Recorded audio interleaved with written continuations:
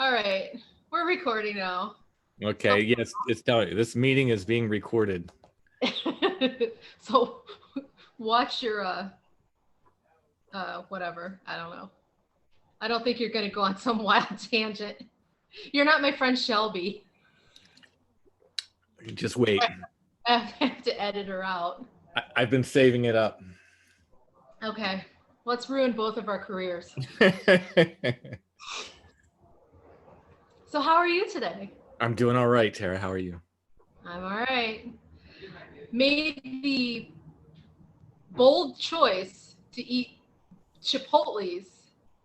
Scarfed it down 15 minutes before this. So Let's have a gentle person's agreement that if either of us has to run, because no, I'm just like hoping I don't puke or something, because literally we wolfed it down. Equally responsible dietary choice of DiGiorno.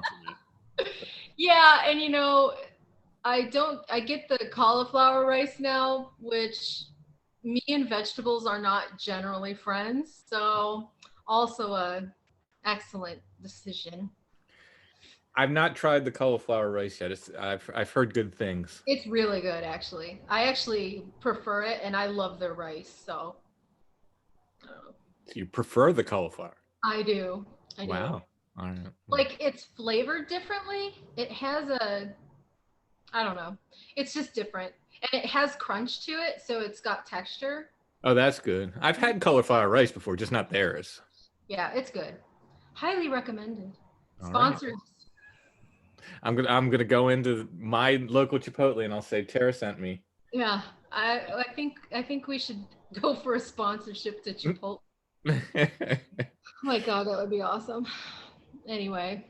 Stuff and Things brought to you by Chipotle. Yeah. Or Chipotles, as we call it. Yeah, I call it that half the time too. So it was funny. We're gonna do a performance tomorrow, just in the house or whatever, but we're gonna record it. And so we've been practicing all day today. And I ordered Chipotle's between songs, and we're over there singing, doing our thing or whatever. And then we stop. And then I go to look at my phone to see where the order is, and the guy's standing on the front porch, and he's like, "Hello." Like, I wonder how much of that he saw. And then Mike had said to stop it with my obsession with the Partridge Family, like jokingly yelling at me. I've never literally seen an episode of the Partridge Family.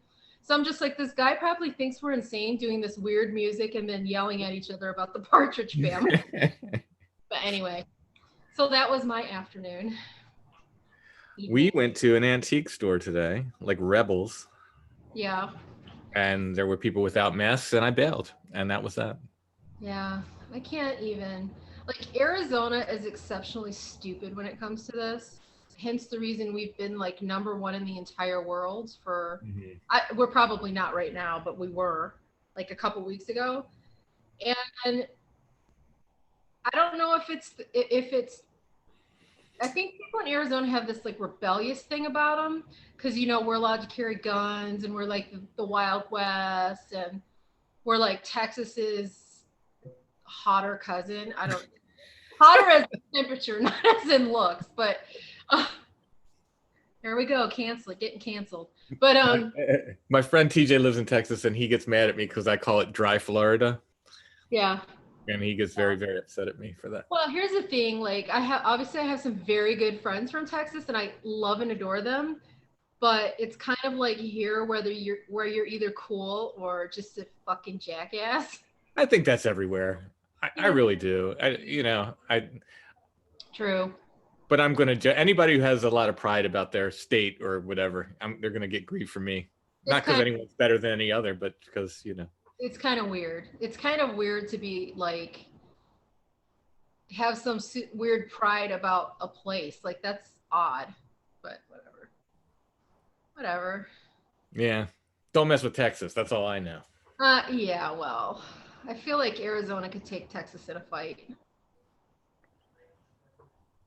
There's some Texas jokes. I don't think I can say any of them without us getting canceled. I also don't think Arizona could take Texas in a fight. I really don't. No. But anyway, that was a weird You can tangent. get all like the new agey things and cast spells, Yeah. light some candles, and Yeah. We do have all these vortexes here. And then there's those weird caves in the Grand Canyon. yeah. About those things. Those are cool. Did the Brady Bunch? Did they do that on the Brady Bunch? Did they have a burrow and they went up to a cave on the Grand Canyon? Am I remembering that correctly? I don't know. I wasn't like a Brady Bunch person, so I don't know. I was a Lost in Space person.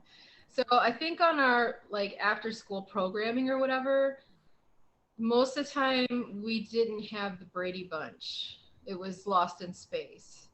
And then by the time we had the Brady Bunch, I didn't care anymore. So I don't know.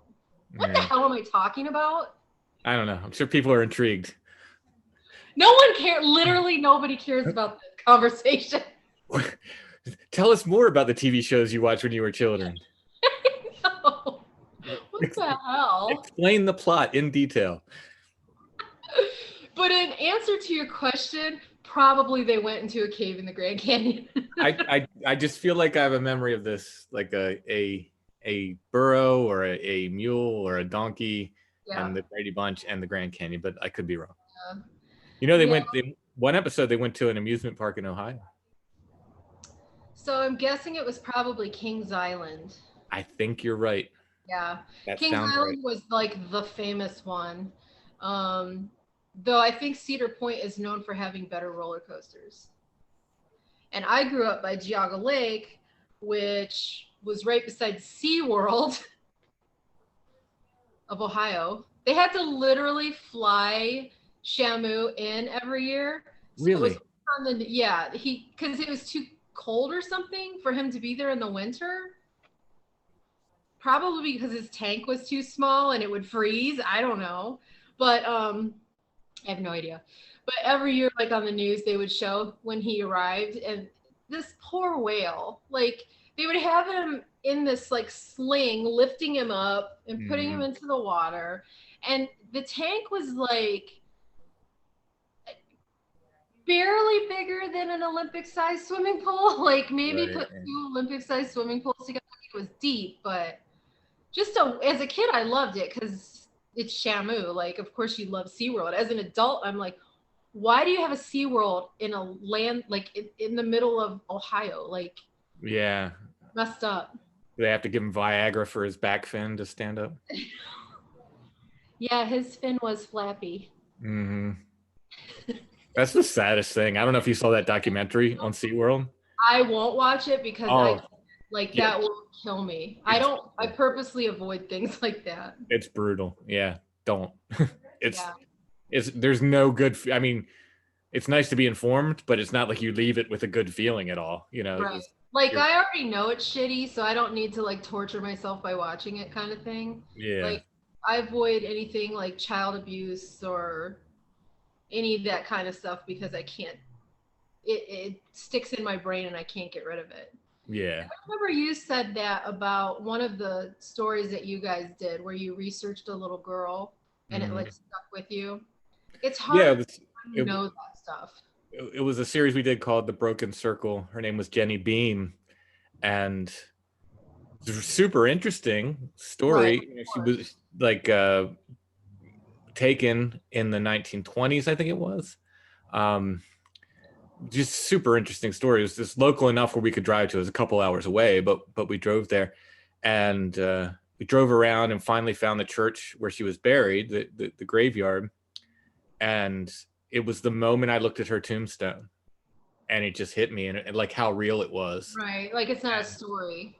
And we will do true crime again. Usually these older stories and stuff, but I planned on doing a lot more. And it just hit me so hard, and I said, "This is horrible. Like literally horrible. Like I can't do this." And it was as I was looking at her tombstone, I said, "This is just a horrible thing. It's a horrible thing that happened." And so I don't know how. I mean, I will occasionally listen to true crime podcasts, but I can't in general. Since then, I used to like them, but since that day, I kind of like it was kind of the end of true crime for me in a way. Like I said, we'll do it again, but not that much. Right. And I don't listen to true crime podcasts anymore. It's too real. It's too Yeah. like people, let's talk about ghosts and Bigfoot and UFOs all you want, but Right. murders and all these horrible things, especially when kids are involved, it's just I can't. bleak.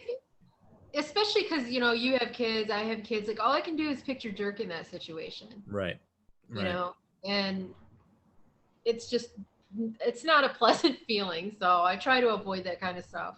Yeah. If you have any kind of empathy at all, I think it just starts to weigh on you. I don't know how people do it every week. They do these true crime, crime podcasts, and just every week. It's like, woof, not me. Well, and let alone the people that have to do the investigations for real. Right. Yeah. I can't imagine. Like you just want to kill whoever did this to these people. I don't know how. I don't know. So there's this local story about probably about an hour and a half, 2 hours north of here, and it's about a werewolf, about a guy who was supposed to be a true story, and they called him. They didn't have a name for him, but they shot him when he was supposedly in wolf form, and he died, and they buried him at the spot, and that spot they call Der Wolfman's Grab, which is Pennsylvania Dutch for the Wolfman's grave. Yeah. So very interested in this story, and I always wanted to go see it. And I found an old guy, he was in his 70s, who had written a newspaper article about it, like in the 1980s. And I was able to contact him, and he said, "Sure, drive up here, and I'll show you where the grave is." So very nice man. Drove me, took me around. He took me to lunch that day, and took me and my friend John and showed us where the grave was, to the best of his knowledge. Right. He was shown the grave by a guy in his 80s in the 1970s. Wow. So it's like this real old folklore that's been passed on. And I forget why I brought it up. Wow. What were you talking about before that? We're talking about the people that investigate this stuff and how it affects them. Oh, that's exactly it. Yeah. So while we're eating lunch, he was a newspaper, obviously he was a newspaper reporter. And he looks at me and he says, "I don't know how you do it." I'm like, "What are you talking about?" And he's like, week after week, he checked out the podcast and my books and stuff. He's like, "All these ghost stories and monsters and stuff. How do you do it?" And then he said, "I used to be the crime beat reporter." And he's like, I loved it. I would go out and I said, "How did you do that? Like, right. give me ghosts and monsters any day over like crime beat." And he was like, "Oh no, it was great. I loved it. I loved the crime." And he told me specifically how to, they investigated these crime reports and stuff. But it was really weird how we were just in two separate states of mind. I was like, I'll take ghosts all day long, but Sure. Yeah. The only thing that freaks me out ghosts is like, obviously we've talked about it before. It's just like, I'm super interested in that stuff, but I don't want to be actively involved. Like, I don't want a ghost in my house. I don't want any of that kind of stuff. But I'm super fascinated by it. But yet, when I was a kid, I loved scary movies, but then hated how they made me feel afterwards. Mm-hmm. So finally, when I was like in my 30s, I think the final straw for me is when we went to see Paranormal Activity. And we came home and I fell asleep on the couch. Have I already told you the story? I don't think so. So we went to see it in the theater and then came home. I fell asleep on the couch and my leg flew off the couch. And I'm like, man, I just saw this movie. Like, I don't know if you've seen that movie, Paranormal. Yeah. So all this stuff happens in the house where, like, at one point the woman is like standing beside the bed, just standing there for like 8 hours. And just like weird random stuff like that. Well, it turns out there's like a demon in their house or whatever. But it's filmed like it's real footage. Like it's I've seen clips of it. Kind of like Blair Witchy in a way. So anyway, like that shit creeps me out because of the stuff from when I was younger, right? And so we get home and I'm like spooked out or whatever. And we fall asleep in the living room on the couch. My leg flies off the couch, like literally my leg, like someone yanked it off the couch. And I'm like, all right, I'm done watching that kind of stuff because I can't deal with the aftermath of it. Cause like my brain just keeps replaying the stuff over and over, like someone's standing beside my bed at night watching me, and you're at your most vulnerable state when you're sleeping, so anything could be there and you wouldn't know. So I Right. just quit watching that stuff. And like that movie The Ring did that to me too. Like after we watched The Ring, every time I shut my eyes, I could see that view of that tree on that hill, and I couldn't turn that off. It was just like this image that was burned into my brain. So every time I shut my eyes, it was there. And I had dreams about that tree all night long, and like images of that, the black and white video in that movie kept replaying in my brain constantly. So I'm just like, okay, I will not watch that movie again. Like Mike wants to watch it all the time, and I'm like, I'm not watching that movie again. I will never, ever, ever watch The Exorcist again or another Paranormal Activity. Like I just won't. I like vampires. Vampires don't scare me. I mean, they would in real life, but like vampire stuff doesn't scare me. Like werewolves, junk like that. But like, and ghosts, not really so much unless they're, you know, in my house. But I can't with the demon shit, and like I'm swearing a lot, dude. Are we allowed? I don't know. Yeah, you can swear. I don't care. But I'm just like, wow, take it down a notch. Is that seltzer? What you drinking? It is. It's blackberry citrus. Nice. I actually added cherry juice to plain water. I figured, because that's what you had last time. Oh, is that what I had last time? Yeah, when Candy was on. Oh, okay. Shout out to Candy. Poor Candy with her janky leg. Oh, yeah. Hope you feel better, Candy. Surgery. Anyway, so there goes Candy's medical private business all over the internet. So what's her social security number again? Right. Her address is. If you'd like to stalk her. I think she'd probably kick your ass if you tried to do that with her booted foot. Anyway, I keep going on weird tangents. So am I seeing TV? I'm pointing to the screen like you can tell when I'm pointing to. Am I seeing TV in the background? Is there like a curtain? This is a window. Oh, okay. So you're reflecting into the window. Gotcha. So hopefully Bigfoot's out there. Urban Bigfoot. I'm getting a story. There'll be a story about that coming up on Strange Familiars. For real? Or no? I don't know if it's urban, but definitely in a neighborhood. It's like really? Yeah, yeah. Well, we lived very close to the Superstition Mountain, though I doubt he would wander this far away. But like we occasionally will get bears and mountain lions down here. Heavily. Rattlesnakes. About it.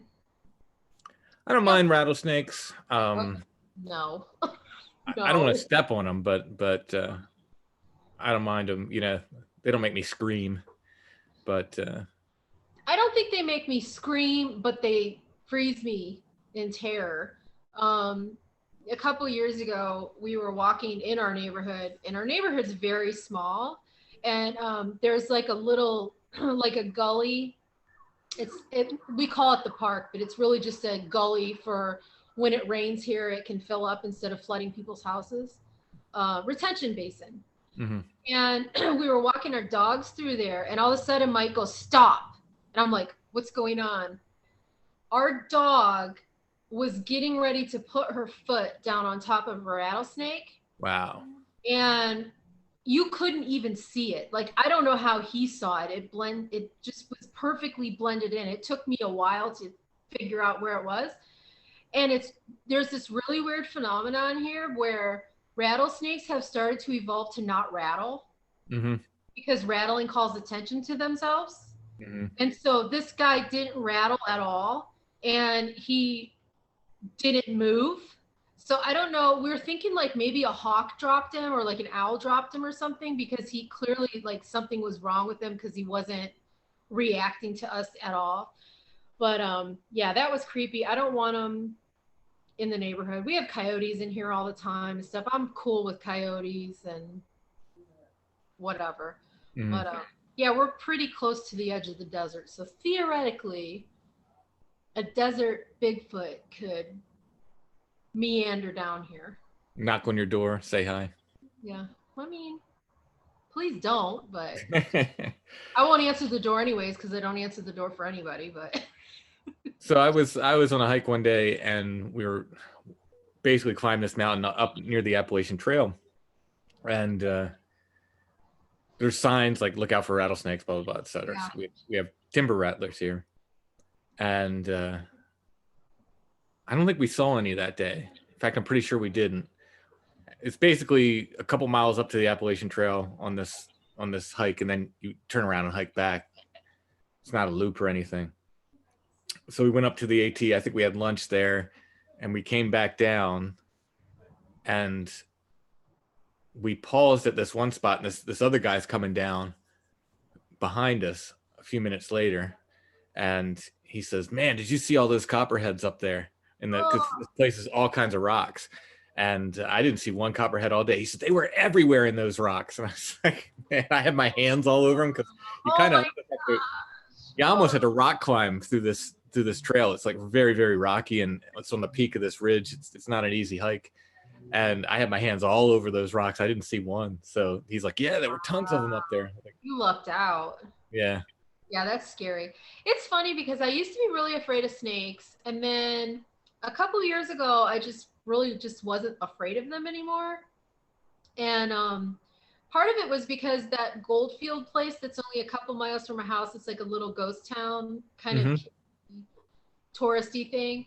They have a reptile house in there, and so they have a bunch of vipers, and they have rattlesnakes and like all this stuff, and you can get really close to them because it's a little tiny building. And so, you know, I mean, I'm actually super fascinated by them, and they're really beautiful and whatever. I just don't want to see them where I'm walking. Yeah, that's the thing. Like, I'm so often hiking through like ferns on the top of mountains and stuff, and they love that. Like they love that because they can hide in there. And I'm always like, yeah. But you know, you kind of knock on wood, you're safe. Hope for the best, and at least you know you're probably not going to die from a snake bite. It's not going to be a pleasant few days, but you know. I don't know. It's kind of scary though, because if you're hiking kind of out in the middle of nowhere, by the time you can get to safety. Yeah, that's the other problem. But let's just pray we never. Yeah. These things. Last time we did a hike around the superstition mountain one year, and I think it's like 7 miles or something, and we saw a couple snakes, but I don't know what they were. I didn't recognize what kind of snakes they were, but they were completely harmless, and were not interested in us. One of them I think was like black and yellow, I want to say, and a white and black one maybe. But anyway, I was just glad there were no rattlesnakes. Like, you kind of know the seasons here where you're likely to run into them. So you shouldn't be hiking at those parts of the year anyway, unless you want to die. But yeah, which a lot of people apparently do, because everybody comes out here and thinking they're going to hike in June. Don't do that. It's so dry here that like you don't even realize how much water you need until you live here. Like, you can't drink enough water. You're just always dehydrated. This is very fascinating. So my lesson is, if you're going to come to Arizona, always have a bottle of water in your hand. Always. And come in the winter. And come in the winter. And anymore, maybe only in December, because it's been 80 degrees here. I know. I saw you put up that picture on Instagram. Yeah. Insane. So here's the thing. Like, people from other places are always like, you're so lucky. I'd switch with you. It's hot here 95% of the year. And now I'm getting robbed of February. Like, no, is 80 degrees hot? No. But it's not February weather. Right. You know, like, I turned the air conditioner on yesterday. I don't want to turn the air conditioner on in the first week of February. That's ridiculous. Yeah. So I don't know. And we didn't have a monsoon this year either, or well, last year. So, you know, the only kind of respite from the heat is the possibility of an afternoon thunderstorm. And we didn't have any of that. We had 0 clouds. So it was like something like over 100 days of 110 plus temperature. And you rarely ever have a single cloud in the sky. So it's like this oppressive, glaring sun and heat, and it's dry, and there's like no escape for it. So when it finally cools down, and it was well over 100 degrees well into November.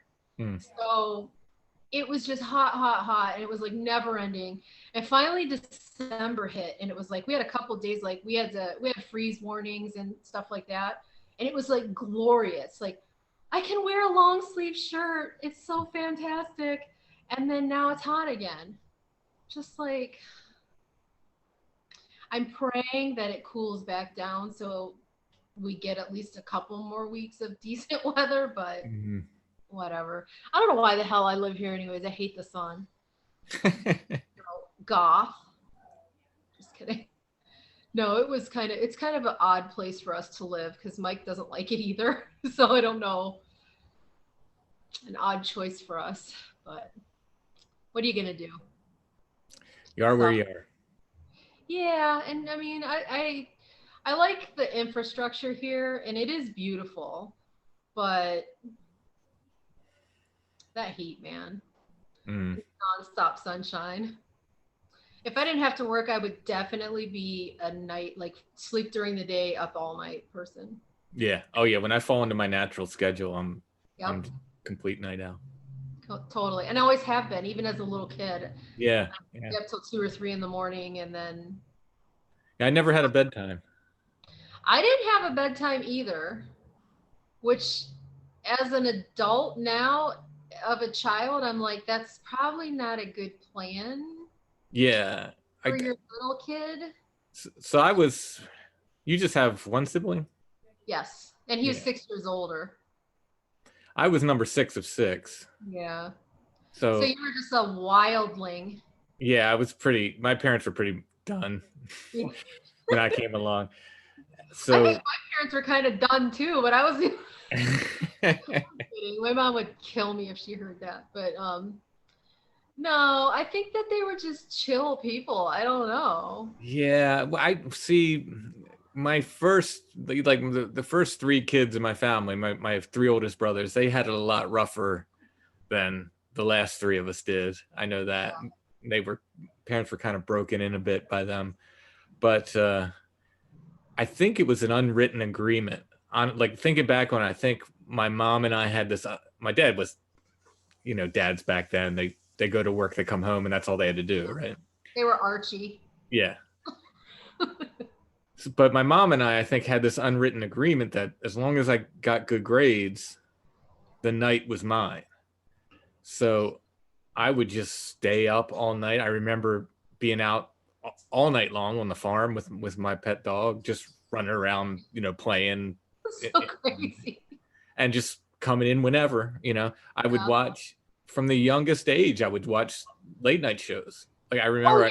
Yeah. Johnny Carson, yes, totally. Mike is always like mind blown when I tell him, I used to stay up and watch Carson and Letterman with my dad. And he's like, what the hell? Yeah. He was like, bed at like 7 or something. I don't know. But yeah. Yeah, I watched Letterman all the time. Like, never went to bed before Letterman. No. Yeah, I remember the routine was like the news. And then for a while, me and my dad watched the Jeffersons and here we go. The Jeffersons and Sanford and Son and Fish. Remember Fish and Barney Miller? That was like the awesome block of television, but it was late night because they were all reruns. Right. Really, I was a pretty young kid staying up pretty late watching TV. Yeah. It was never like, I remember just being weirded out. Like, there was, for about 4 years of my life, there were kids in my neighborhood around my age, like until about 1st, 2nd grade. And I remember like being at their house and they're like, oh, we have to go in and go to bed. And I'm like, what? You're like, I'm just getting started, man. Yeah. I'm like, all right, see ya. Yeah. Yeah, it was kind of like that for me too. Like anytime somebody would spend the night, I would be going, you know? Like I'm like raving over like a raver in the corner, bouncing off the walls, and they're all like barely keeping their eyes open, and I would wake them back up again and oh man. Like Shelby was talking about it in ours. Like I would never let her sleep, just badgering her, making her get back up again or whatever. But yeah, I don't know. I like the nightlife. I don't know. Yeah, boogieing. It was a big part of growing up. Yeah. Okay, so I had a question. I finished this book recently. Don't look behind you. There's probably a Bigfoot out there. But so I had a question because I'm super fascinated about this. The whole chessboard thing. Mm-hmm. I need to know like all about this. All right. So I guess from the beginning. So my friend and I were hiking one day, and we're hiking in a park that I've been hiking since I moved here. It was like less than 5 miles away from my old house in Glen Rock, and it's about maybe 8 miles away from where I live now. We kind of moved. When we moved from one side of that park to the other, essentially. Okay, that's cool. So I've always been close to it, so I've hiked it, thousands of times, maybe. I don't know. Like ever since I moved to Pennsylvania, I hike it again and again. And I was there one day with a friend. I remember it was a really hot day, speaking of heat, and we didn't bring water with us. It was miserable. We ended up getting lost and spending a long. But before we got lost that day, we came upon this sort of side trail that for some reason, I'd never gone up in that part of the park before. And at the trailhead was a bunch of white quartz that had been like smashed to bits. And I forget if there may have been some rock stacked there too as well. I honestly, at this point, I don't remember. But in any case, it really caught my interest because it looked like somebody had been sitting there for hours and just smashing this quartz stone. Why would they do that? Because there's little splinters of quartz everywhere. And I made a stack of stones, and I thought, well, this is cool. I'm going to come back. And next time I went for a hike, it was by myself, probably a week later. I don't know. I went to that same area, and the rocks were changed. And I went, oh, that's cool. Somebody else was here, and they changed the rocks, right? Yeah. So I changed them again, and I came back, I don't know, maybe 2 weeks later, and they were changed. Oh, okay. So now we're playing a game. So I started going like at least once a week. Some weeks I would go 2 and 3 times a week. Every time I went, the rocks would be changed. So most of the times they would be in a pretty simple triangular pattern, like 1, 2, 3, from whatever I did. And I started making them more and more complex. So I'm thinking, if this is a person, you know how people are. If you make something complex, somebody's going to kind of match the complexity. Right. But it would like be one up you. Yeah, but it would be simplified every time. Not every time, but most times it'd be simplified. Sometimes it'll be changed subtly. I was taking pictures with my phone every time, so I could tell what changed. Do you still have those pictures? Probably on an old cell phone somewhere. Yeah, probably. Oh, that would be cool to see. They're not. I mean, it's hundreds of pictures of little rocks. I mean, I don't know. What if there was some code in it? There may be, but in any case, at some point I tell Allison, my wife, about this, and that's for the listeners. I know she's my wife. Right. Who? And she's a big skeptic and thinks I'm goofy, right, and all this stuff. And she's like, "Oh, well, you're playing chess with somebody." Unless she called it chess, and she started calling it chessboard. And at this point, it made sense to me. But I said, yeah, probably. But whoever is doing this is there as much as I am, and I'm there a lot. And you never see them. Never saw them, which is weird. But okay, still probably a person. And I'm going. And one day we went there for a hike, the whole family, so the kids and me and her. And for whatever reason, they wanted to hike down. There's a pond in the lower part of this park, and they wanted to hike around that pond. I said, well, you guys go down there. I'm going to run up to my chessboard. I'll meet you back halfway. So I run up there, I rearranged the rocks, and I came back down, and Allison said, "Oh, I want to go see your chessboard." Yeah. Okay. She's like, "I've never seen it. I want to go up and see it." It's like, "All right, come on." So we walk back up, and at this point, I'd been away, you know, I'm trying to figure how long it takes to walk down to where they were and walk back up. I'm guessing 15 minutes, no So more. close. Yeah, no more than 20 minutes or something. Yeah. And what shocked me was under one of the stacks of stones I had made, underneath of it was a big leaf. Now, I didn't put it there. Yeah. So at this point, I'm shocked, and I'm actually literally looking around in the woods because I'm like, who's here? Like, who saw me do this? And they have to be close by. I'm looking behind trees, and I remember Allison's like, what? I'm like, I didn't put that leaf there. Like, leaves don't fall under rocks. I didn't put it there. And that's the first clue I had, like, okay, something a little weird is probably happening here. And I was like, so now I'm obsessed. So now I'm going like 2 or 3 times a week, and it's changed every time. It's changed 90% of the time. I want to say like sometimes it probably wasn't changed, but most of the time it's changed. The rocks are changed. And I keep doing this. I up through the winter, and I remember it was a day in January, and it was cold, and we had like this light dusting of snow on the ground, and there was nobody else in the park. I know there was nobody else in the park but me. There's nobody. There's a couple parking areas. I didn't park at every parking area. I parked at the one, but honestly, it was a miserable day. I don't think there was anybody else in the park but me. Could have been, but I seriously doubt it. There's usually, if I go during the week, I'm usually the only one there anyway. Not during COVID, because people are home and stuff. But before that, I would usually be the only one. But especially on days with not great weather. And I walked up to there, and on the way up, there's like sort of 2 main trails that lead to it. And I kind of get off the one main trail and I'm heading up to it, not very far up that trail. And I hear from behind me what sounds like rocks clacking together, like clack, just once.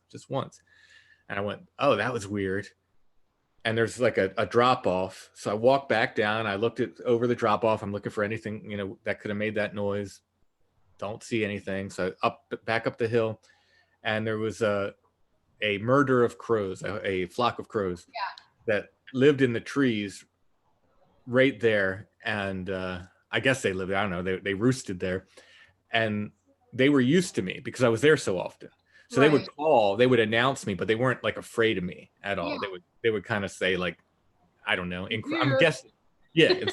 I'm guessing in crow language, it was like, this guy's back, the wizard guy's here, weirdo.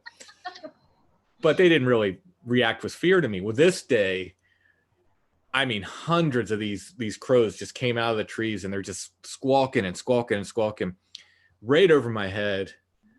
Literally, I could have raised my walking stick and knocked one out of the air. Like, that's how close they were. They just, what the heck? Right over my head. And I was like, that's kind of weird, but whatever, and up to the chessboard I go. And I get up there, and the stones have been changed. And I start to get this feeling like this, like something's not right. And then I'm hit with this smell. Oh. Now this is winter. Like in the summer, bad smells kind of hang. In the winter, you have to be usually pretty close to something to smell that like dead, rotten smell. Right. I'm hit with this like rotten smell. And I'm looking around, what's that? And just hit with this fear. And it's not bravery. It wasn't bravery. I wanted to run so bad, and I couldn't. My knees locked up, and I have a big heavy walking stick. I'm literally just leaning on my walking stick so I don't fall over. I'm that frightened at this point. No reason. I've been here hundreds of times by myself, hundreds of times. And I hear what sounds like a wood knock. This sounded like wood on wood from the opposite direction where I heard the stone. And I thought, so reading about Bigfoot and stuff, I'm like, I'm about to see something. This is like, you're about to have your encounter here. And I'm trying to be brave, and I'm telling myself like, this is what you're here for. You kind of wanted this. And but the fear is building. I'm in no way ready for this. I'm my heart's beating, and I just don't know what to do. And for some reason, I heard this sound, and it's just real like quiet, but it sounded like 3 gears, like click, click, click, no louder than that. And with that sound, it all went away. The fear went away, the smell went away, like that. Everything went away. What the hell would that be? I was able to rearrange the rocks. I was able to look around, and I didn't go towards the area where I heard that wood knock. Something told me like that's not for you. But I was able to, look all around where the stones were and restack the stones. And hiking down on my way out, I saw in the snow, like I said, there was this dusting of snow on the ground. It looked like footprints. Now, I call them maybe footprints because there's not going to convince anybody, because it was just a light cutting of snow. But it came off of a game trail, and they were about 16 inches long. They looked like bare footprints, B-A-R-E, not B-E. And they went from this game trail about a 4 or 5 foot stride between them, which is considerable, and into a cornfield. And because the field was all broken up, the ground, I couldn't follow them from there. But I wasn't entirely sure, and I don't know if I walked over them on the way up and they were already there, or if they happened when I was up there. I don't know. And I remember sending a picture to my friend. I'm like, what do you think of these? It's like, I think they're footprints. But I do have a picture of that somewhere, I think. But again, it's not going to convince any skeptic. It's just a bare patch in the snow, the foot-shaped patch in the snow, or a few of them. So walked down from there and really considered that a Bigfoot encounter for some time, until I was on a podcast called Where Did the Road Go? My friend Soraya hosts it. And I was telling him about it.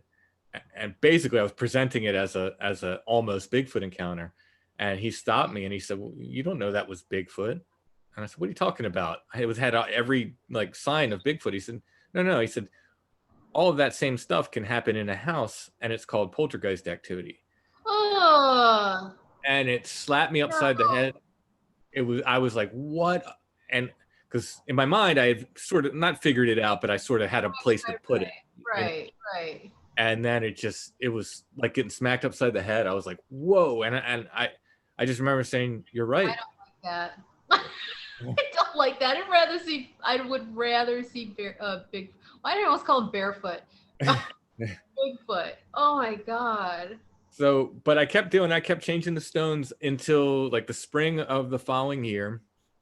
And this white quartz is really sharp in some places. And I cut myself on my hand and I bled all over it. It was like a really bad cut. And I bled all over my walking stick, and I bled all over the quartz and everything. And I thought, oh, it's really going to get crazy now. And that was it. It never changed again from that point.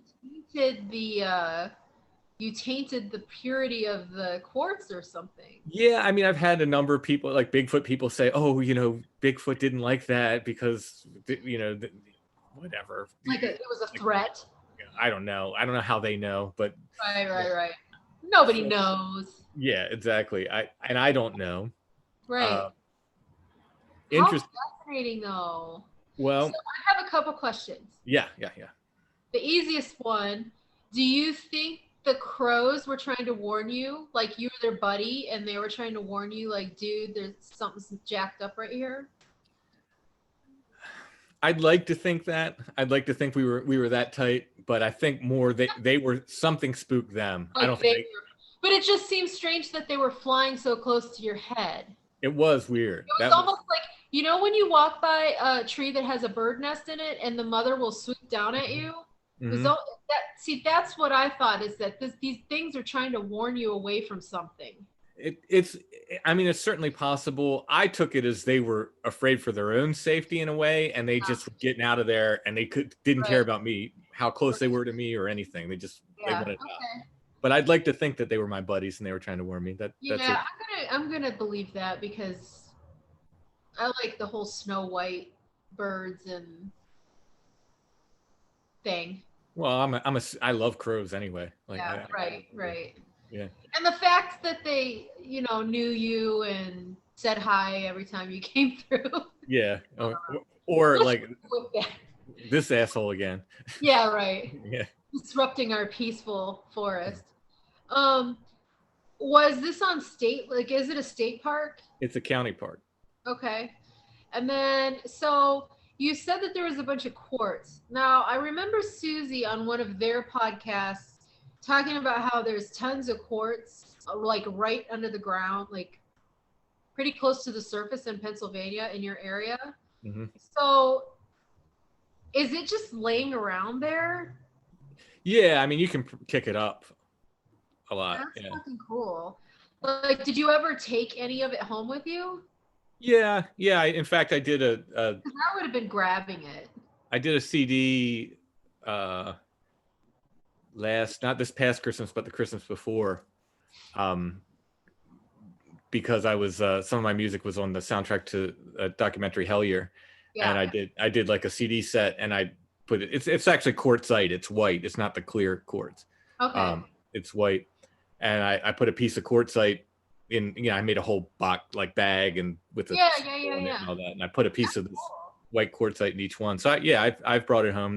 We have tons of it. We have a little rock garden out, and there's tons of it in there. That's so cool, because I love collecting like rocks and gemstones and crystals and all that stuff. And like I don't really believe they have like powers. Like I don't know how I feel about that. To me it seems a little too, I don't know.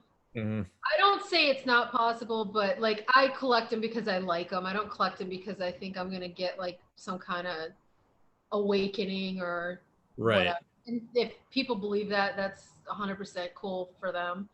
I just like the way they look, and I do like the way they feel and stuff. And like when I buy them, I go off my vibe off of them. But it's probably more crap I just come up with in my head than actual real whatever. Yeah, I mean, I'm pretty agnostic on it. I think maybe maybe they could work like batteries in a sense, and like what you put in them. Yeah. You could maybe, I don't know, but yeah, I don't know either, but I collect them because I like them, not because I think they're gonna give me magical powers or whatever. Right. Do you? I don't care what you think about it, but it's not my thing. But I have a lot of them. So I feel like if I ran across a bunch of that in the wild, I would be like hoarding it to myself and bringing it home. Yeah, there's a malachite mine up in the northern part of the county, and it's just a little hole. You park on the side of the road, and you go back in this hole, and you can chip off pieces of malachite. It's really cool. Yeah, it's really neat. So yeah, there's a bunch of those mines here too, and there's actually an amethyst mine. Not far from the house, but the only way to get there, you have to take a helicopter ride. Oh, and so you can do it. It costs a bunch of money, but I guess if you do, like, you get to go take whatever you want and stuff. But I mean, that would be awesome. Yeah, that's cool. Once COVID is like not around anymore, we're gonna go down to one of the mines like closer to Tucson and check that out. And or there's some caves or something down there. But I think that place you can dig for gems, I think. But there's like all kinds of cool stuff like that here.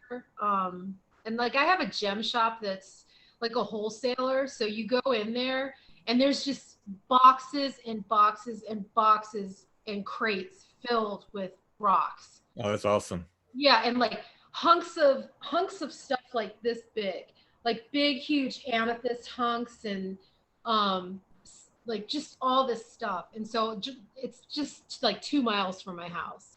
So Dirk and I went, back when we actually could leave the house, we used to go there like a couple times in a month, and I would spend like $60 every time I went, but come home with these like bags full of like gems and scorpions and all this stuff. Anyway, if you ever get out here, we'll take you there. That sounds awesome. Yeah, it's really cool. The lady used to love Dirk because he like knew all the names of the gems, and they thought that was the coolest thing. He was like 4 years old or whatever, and he was talking about it all. But anyway, I digress. Back to the spooky stuff. So anyway, yeah, I feel like I would have been taking that stuff. But then I'm like thinking, well, what if that's part of somebody's, whoever was doing that, their like ritual?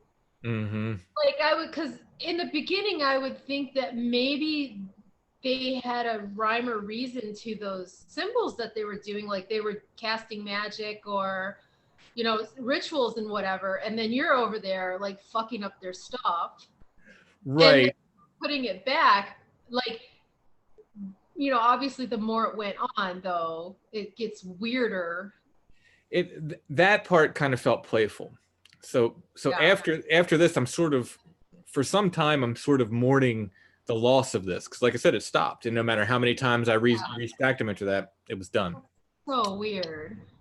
And I'm sort of mourning this because it was fun. It was, you know, it Right. was fun to go. They gave me something to Right. check every time I went to the park. It was kind of exciting. Like, is it Yeah. going to be different? How's it going to be different? What's it going to look like? And I was kind of bummed out. And for some reason, I went off trail one day, and I was kind of wanted to hike over this ridge and look down over this ridge. So I kind of bopped off the trail, and I'm at the peak of this ridge, and I look over, and in the crotch of this tree are what I would call boulders. I mean, massively big rocks stacked up. There's 3 big ones. I was like, wow, because it's not on a trail. It's like nobody could see that and do it. I was like, that's really interesting. So I went, and I remember the first time I went all the way back to my chessboard and got some of the white quartz from there and brought it to that area.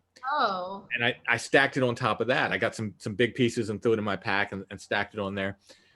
But this one, every time I would come, whatever I put on top had been cleared off. And it was back to those original 3 stones, no matter what. And then I was like, well, this is different. This is weird. In fact, one time, this isn't in the book because it happened after it, I was telling my friend Mark about it.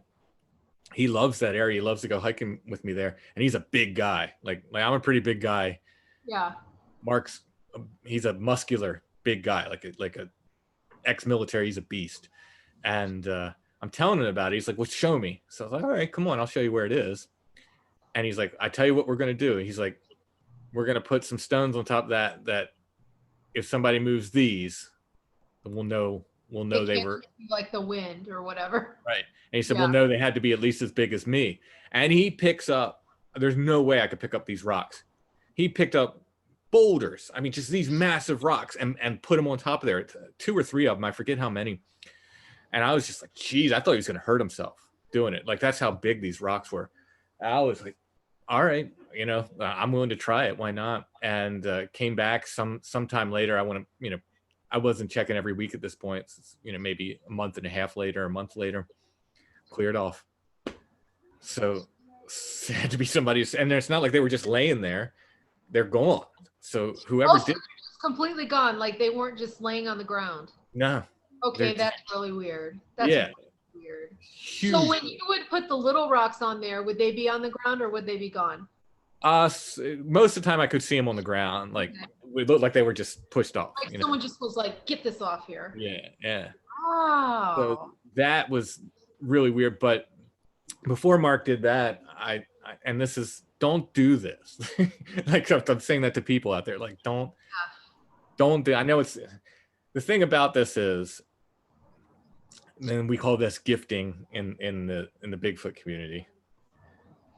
It gets results, right? But it's, don't do it. I'm telling you, like, and it's super hypocritical of me to say this to other people. Like, don't do it. Do as I say, not as I do. Right. But there are rules to it that I didn't realize I was breaking, and these are based on folklore and so forth. And so at this new area, I started leaving food. Well, you can't start leaving food and then stop. Right. You have to, from then on, you're in a deal, basically. Now you've made a deal with something, and you must continue. And then I started leaving. I got there's a little glass bottle, and I filled it with wine. It was with a Yeah. cord clip. Yeah. And I left that. But around the same time, I had read a book called The Messengers. It's by my friend Mike Clellan, and it has to do with owls and UFO abductions. I'd seen maybe 2 owls in my life. I grew up on a farm, and I remember being upset like we didn't have barn owls. Like I really wanted to have owls in the barn. We had a big barn. No owls as far as I could tell. Lots of barn swallows, but no owls. I'd seen maybe 2 owls in my life, probably at night, flying across in front of the cars, you know? Yeah. Nothing.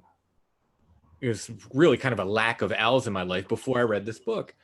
And I read Mike's book. And ironically, Mike was on that show with Soraya with me when I told about the stacking the stones. And his advice, he said, pull the threads. That was his advice. Keep pulling the threads. Yeah. Anyway, so I read his book. In his book, in one chapter, he talks about this woman who, whenever she wanted to see owls, this sounds completely new age, right? Right. She would say to the universe, I would like to see an owl today. And then she'd go out on a hike or whatever, and she'd see an owl. She said 100% of the time. Whatever, right? Like this is new. Yeah. But I'm not above trying this. So I'm alone at this park. I haven't seen many owls in my life, and I really wasn't thinking owls. Like Mike, the owls were Mike's thing. They weren't my thing. But I do collect skulls and antlers and so forth. Right. And it's been a long time since I found antlers. So I get out of my car and I'm getting ready to go on my hike. And I say to the woods, I would like to find antlers today, and walk off and go on my hike. I'm actually headed up to the area where the chessboard was. And I see something off the side of the trail. It's blowing in the wind. It's white.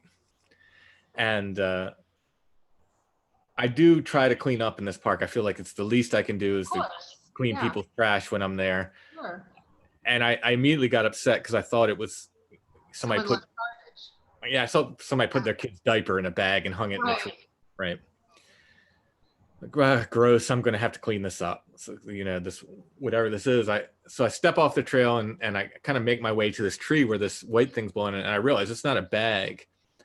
And what it was the entire tail section. Hold on, I'll go get it. You got a second? Yeah, of course. I'll actually go get it. Yeah.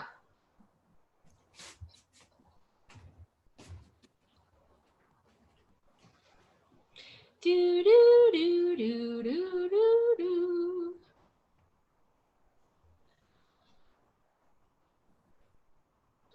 Dun dun dun dun dun dun dun dun dun dun dun.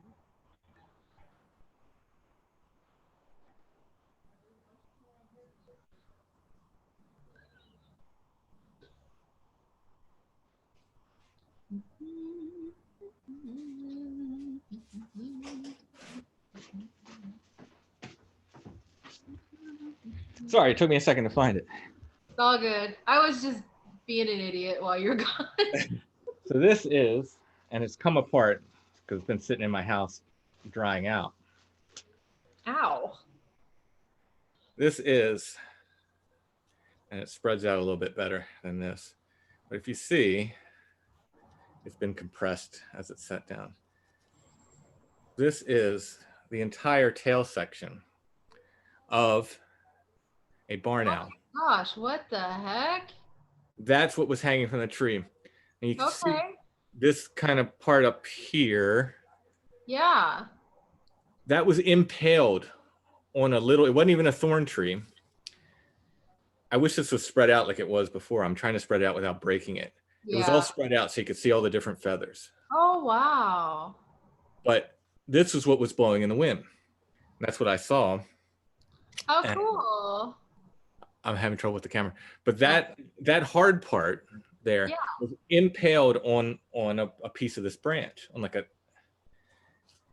Now, this is a barn owl tail. Yeah.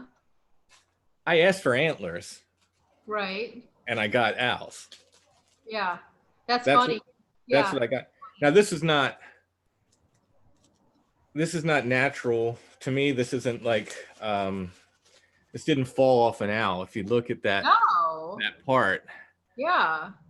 I don't know how this came off of an owl and how it ended up there. It wasn't good. It's lost one of the other feathers from it, but they were all together.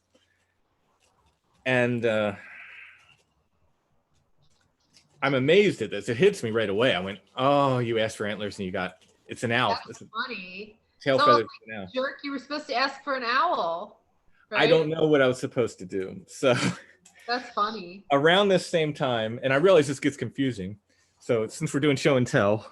Sure.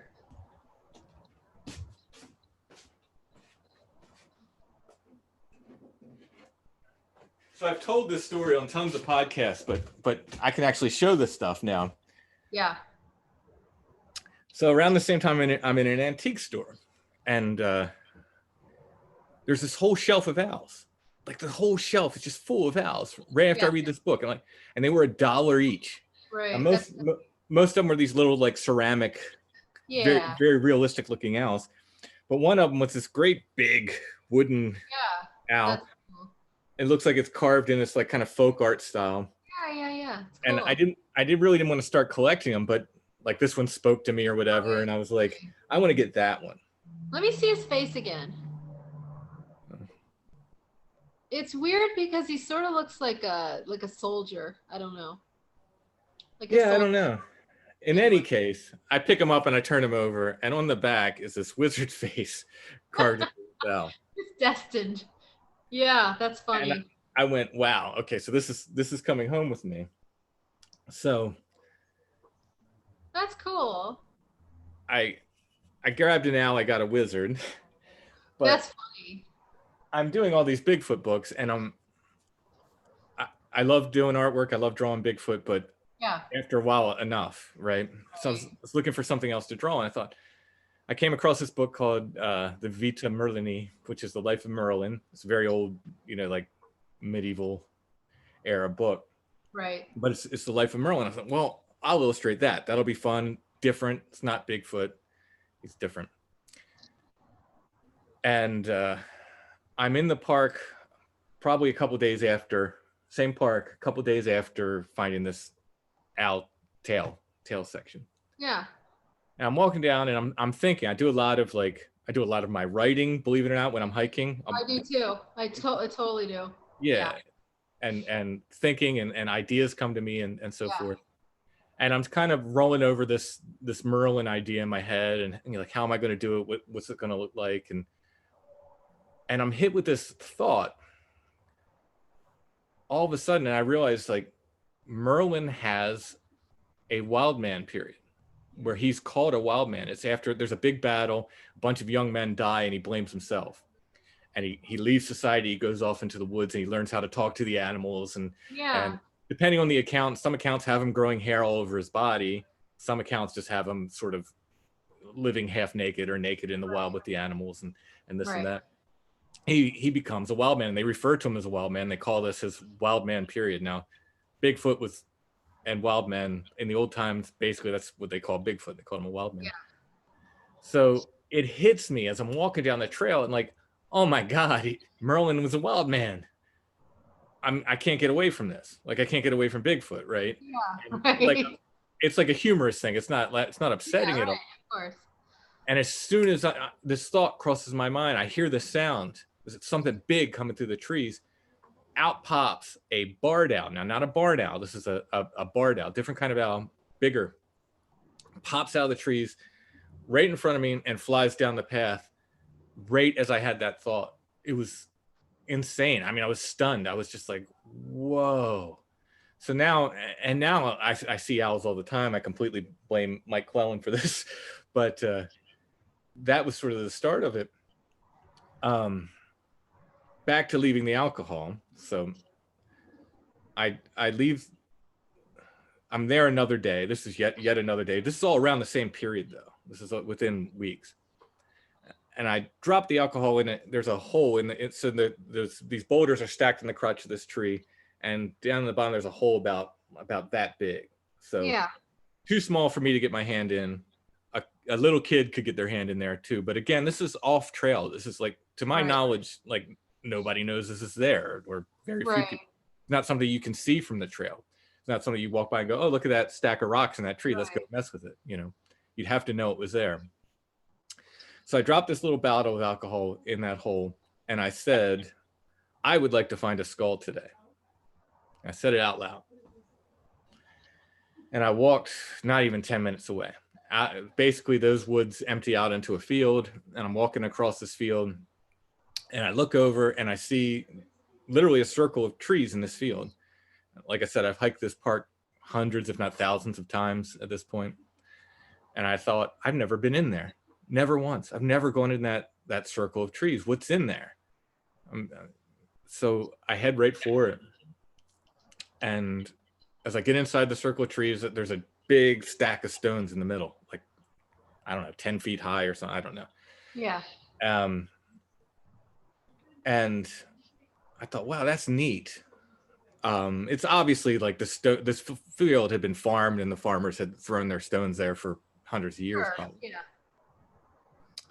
But still, it's very, very interesting. If this was in Ireland, it would be called a fairy fort, where the fairies live. But I'm told that we don't have those here, so I'm not allowed to call it that. So it is what it is. But so would it be the American version of that? I mean, certainly it qualifies. It's a big stack of stones Right. surrounded by a copse of trees. But Are we not allowed to have fairies here? Is that the thing? Is that a I think it's more that we don't have fairy forts here, because fairy forts are technically Iron Age forts that have been going to ruin, and I don't know. It's just So I decided to climb these rocks. I want to, look around and see what I can see. And as I'm heading up this, what is basically a hill of rocks, I start seeing little tufts of hair. And I'm like, oh, that's weird. And then I see a groundhog head with the jaw ripped off. Yeah. Laying there. So the head and then the jaw. And I'm looking at it, and it's a fresh kill. It's not. Yeah, like, what would do that? Yeah, I don't know. I don't know. That doesn't seem like an animal way to kill a But groundhog. it hit me right then that I had asked for a skull 10 minutes earlier. Ay. I'd asked out loud, and I'm given a skull. It's just got skin on it and stuff. Yeah, it's got gore all over it. I don't like. So I've been collecting skulls. There's a million of them around here. Yeah. Here's a sheep skull. I can grab 50 of them. I've been collecting them since I was a kid. Right. And in my mind, when I asked for it, I meant like a nice sun-bleached, clean skull. What I got was a brand new kill, bloody, with a jaw ripped off. And as this hits me, I got scared. I'm Yeah, that's kind of creepy. It's very creepy and very weird. And I'm literally backing out of this thing of trees now, kind of like looking around, because it's shocking. And you're like, what's going on? What's going on? And I end up backing away from it in the opposite direction from which I came. And I essentially ended up right at my first chessboard, where I was first stacking those stones. And I'm looking at this copse of trees where the stones were, where the groundhog head was. And I realized then that's where that wood knock came from, that day that I heard, that very first day with well, not first day, but that date. God. And that's when I went, oh, my stomach stinks. And it was just not a good thing. And I didn't go for a while. That's creepy. I didn't go. And the next time I went is when I got attacked by a rabid raccoon. Ew. So no, I'm sorry. No, I went 2 times in between there. I'm sorry. Very briefly to check for that bottle of alcohol. And the next time I went, it was gone. Right. The time after that, it was back in that little hole. And ever since then, it's been gone. What the hell? Yeah, it's not been there. And it wasn't drank. It was still full. The cork was still in it the second time. Maybe they returned it because you didn't accept their gift. Maybe. So returned your gift. Oh, maybe I didn't even think of it like that. I don't know. That's super Like creepy. deal was off. You're like, no, I don't want your gift, and you can have. Oh. Well, I come to find out as I'm writing this the Where the Footprints Ends book, I did a chapter on gifting, right? And I'm looking at basically what's called spirit gifting over the years. So if you leave cookies and milk out for Santa Claus, Sure. you're spirit gifting. That's what that is. Yeah. It's an ancient tradition. It's been done forever. Yeah. And that's what you're doing. Well, this goes back, to our ancestors in Europe and Ireland and so forth. And I'm reading and I come across basically the rules essentially. And it said, don't ask for anything. Yeah. That's not what this is about. You're not to ask for things. And it said, for God's sake, if you do ask for something and it's given to you, you better take it, because they're going to get very offended if you don't take it. Yeah. So that's interesting. Again, the third visit, I think it was after that, I was with my son and we got attacked by a rabbit. So do you think that whole situation is the same thing that was doing the chessboard? I do now.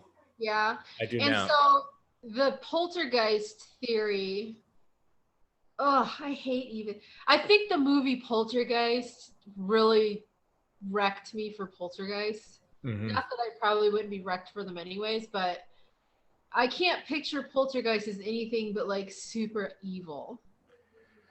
And I know that I watch Ghost Adventures, and sometimes they talk about poltergeists on there, and they're not necessarily like an evil thing. Mm-hmm. But to me, it's an evil thing. I don't know. I don't research this stuff. Yeah. I mean, we've talked about this before. The problem with any of this stuff is nobody knows. Nobody knows, and you don't know what you're dealing with, what they're thinking on their side, right? No matter what it is, you don't know. Like you said, maybe I was messing up their ritual for months and months and months.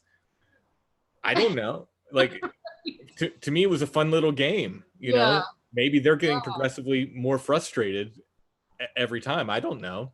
And by did they put it back? Not to cut you off. Yeah. But did they put it back essentially in the same pattern every time? More or less? Pretty much. It was usually like a triangle of rocks. Yeah. Like 1, 2, 3. Yeah. Sometimes it had one in the middle. But it was no matter how complex I made it, they almost always simplified. Now, not every time. Sometimes it was like they would be knocked over and there'd be like a different stack or something. But most, I'd say 3 out of 5 times, maybe it was this triangle pattern.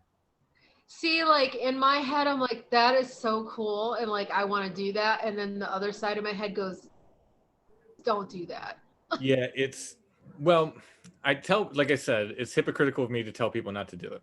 And I know with all this stuff, certain amount of people are going to just do it anyway, because they want to experience it. Or they don't really believe it. Right. You know? To those people, I say, like, fine, do rocks, leave gems, keys, whatever, nothing unnatural. You don't want to pollute. Right, yeah. You do it. But don't do food. I would really warn people, like don't do that, because then now at that point, at some point, it's like sort of a gifting exchange. It's sort of like, here's a neat object and you get a neat object in exchange. Yeah, right? Yeah. But when you start leaving food, now it's a tribute situation. Now you're leaving an offering for them. Oh, ew, I don't like that. Yeah. And Brother Richard, the monk who comes on Strange Familiars every now and then, I talked to him about it. Just as basically am I really messing up by doing this? And he said, don't leave food. Essentially, he said, follow the rules that you've figured out from folklore and everything. But he said, most importantly, he said, those aren't for you. Those, whatever they leave you, is to be regifted, either someplace else or in the future. Or something. He said, you're not to think of those things as you. You should have brought Alice in the Groundhog Head. That would have went over really well, I'm sure. Actually, you know what? she has no problem. Like I do not want anything to do with any kind of gross stuff that's still left on a skull. I'll either leave it or just sometimes if it's not too gross, I'll dump it in my bag and then just leave it, bring it home and leave it in the sun or something for a while. She has no problem pulling off. She'll sit there with pliers and pull stuff. Yeah, she has no problem with that. Yeah, I can't do it. I'll sit there even if it's years old. I hate it. I'm like, and she'll just sit there and she's like, oh, this doesn't bother me at all. I'm like, yikes. So I probably could have brought it for her, but can you imagine? Your honey. Yeah, yikes. On a completely different hike, I found a Amish bone garden, is where they dump their animals, and found a horse skull. So I'm with my son, and I look at him. He looks at me. He knows, like he knows me, and he knows the skull's coming home, and it's just massive. I mean, this thing is just of course. And it wouldn't fit in my pack, but I had wire with me, like camping wire. So I wired it to my pack, and we're looking around it. Look like a Wendigo walking around. Oh yeah. So I've got a horse skull on my back, essentially. What the fuck, dude? And I'm looking at him, and I'm like, it was a real sketchy hike going in. We had to kind of hike on the edge of a cliff, and there was some snow on the ground, and I wasn't real keen on hiking back out with a skull on my back. So I'm looking around, and I kind of knew the general direction where we were parked. And it looked like there were just cornfields between us and where we parked. And we walked about a mile to get to the trail. And then we probably walked a quarter mile on the trail before I saw this Amish field and went up in it and found this bone garden. So I said, dude, let's just cut across this field. We'll probably find the car. We know it's generally that way, that we could see the river, and we parked near the river. So we'll figure it out. Let's not go back along that cliff. Yeah. He's like, okay, Dad, whatever, So what ends up happening is, as I walk through this field, I get closer and closer, and I start seeing these houses, and it's this whole Amish community. So I'm basically walk out of the field, and there's these Amish people. It's in the winter, but it's like a warmish day. So there's people out and around, and they're just staring at me. And I'm just like you were a wild man coming out. I look, and I got a skull in my bag, my big walking stick. Right. I'm walking out, and they're just staring dead at me. And Gideon's just shaking his head like I can't. You're such an embarrassment, Dad. And I turned to him at some point, and I was like, they can't call the police. No phones. Oh yeah. So I walked out through this Amish community, and back to the car. Very timidly brought this giant horse skull in, and I'm like, how's this gonna go, right? So Allison and Ursula are in watching TV, and I kind of bring the skull in, and I put it down in the kitchen. I kind of walk in the TV room. I'm like, well, got something on the hike today, and what is it? I'm like, all right, I'm going to show it to you. Hold on, let me get it. And I bring in this giant horse skull, and first thing Allison said was, oh, that's so cool. I completely expected her to be like, get out of here with that. Like, what are you doing? And she was like, that's so cool. I was like, all right, that's good. Now she's like, were there more? I'm like, yeah, there were. So I have to go on a mission to get more of these skulls. That's funny. Yeah. I'm sort of weird about skulls because I love skulls. I love the imagery of skulls, but real skulls in my house, I feel like, I don't know, like the spirit of whatever that was is attached to that. Like I knew this girl, and I actually used her as a reference in one of my books, but I'll tell you offline. But this girl that I knew back in 1991 had gone grave robbing with her friends. Oh. And they went into a crypt up in Cleveland, and she took a skull. Oof. And she carried it everywhere she went because she was fucking goth as fuck, cool. And she had this skull with her. Well, one of my best friends was sharing an apartment with her. And I was always just like, dude, you need to get her out of there with that skull. Because he even said like weird stuff would go on in the house. when she was there with it and stuff. I'm like, yeah, the poor lady that, because they knew her name and everything, they stole it from a grave. Yeah. And so ever since then, I'm kind of like, I just don't want to invite things. You know, granted, a horse ghost. I mean, do horses have spirits? I think they do, but you know, that's just that you can have those at your house. And I'll look at them from afar. But I do love skulls. I love the imagery and everything like that. But I have one human skull in my collection. It was given to me by an art teacher who he was very high. He said he's in college and he's like, you like to draw this kind of stuff, go ahead and take this home. And I was like, okay. So it's a, you know, it's a medical model or a medical skull, you know, it's a real skull, it's not a model. I took it home and he never asked for it back, so I assumed he gave it to me. Well, yeah. I would assume that. Yeah. So is it someone that like donated themselves to science? I'm guessing so. Let's hope. The front teeth are knocked out, so I always wondered if it came from Africa where they would knock people's front teeth out for lockjaw. Oh. It's a woman's skull. Yikes. Here, since it's show and tell, hold on. Oh my gosh.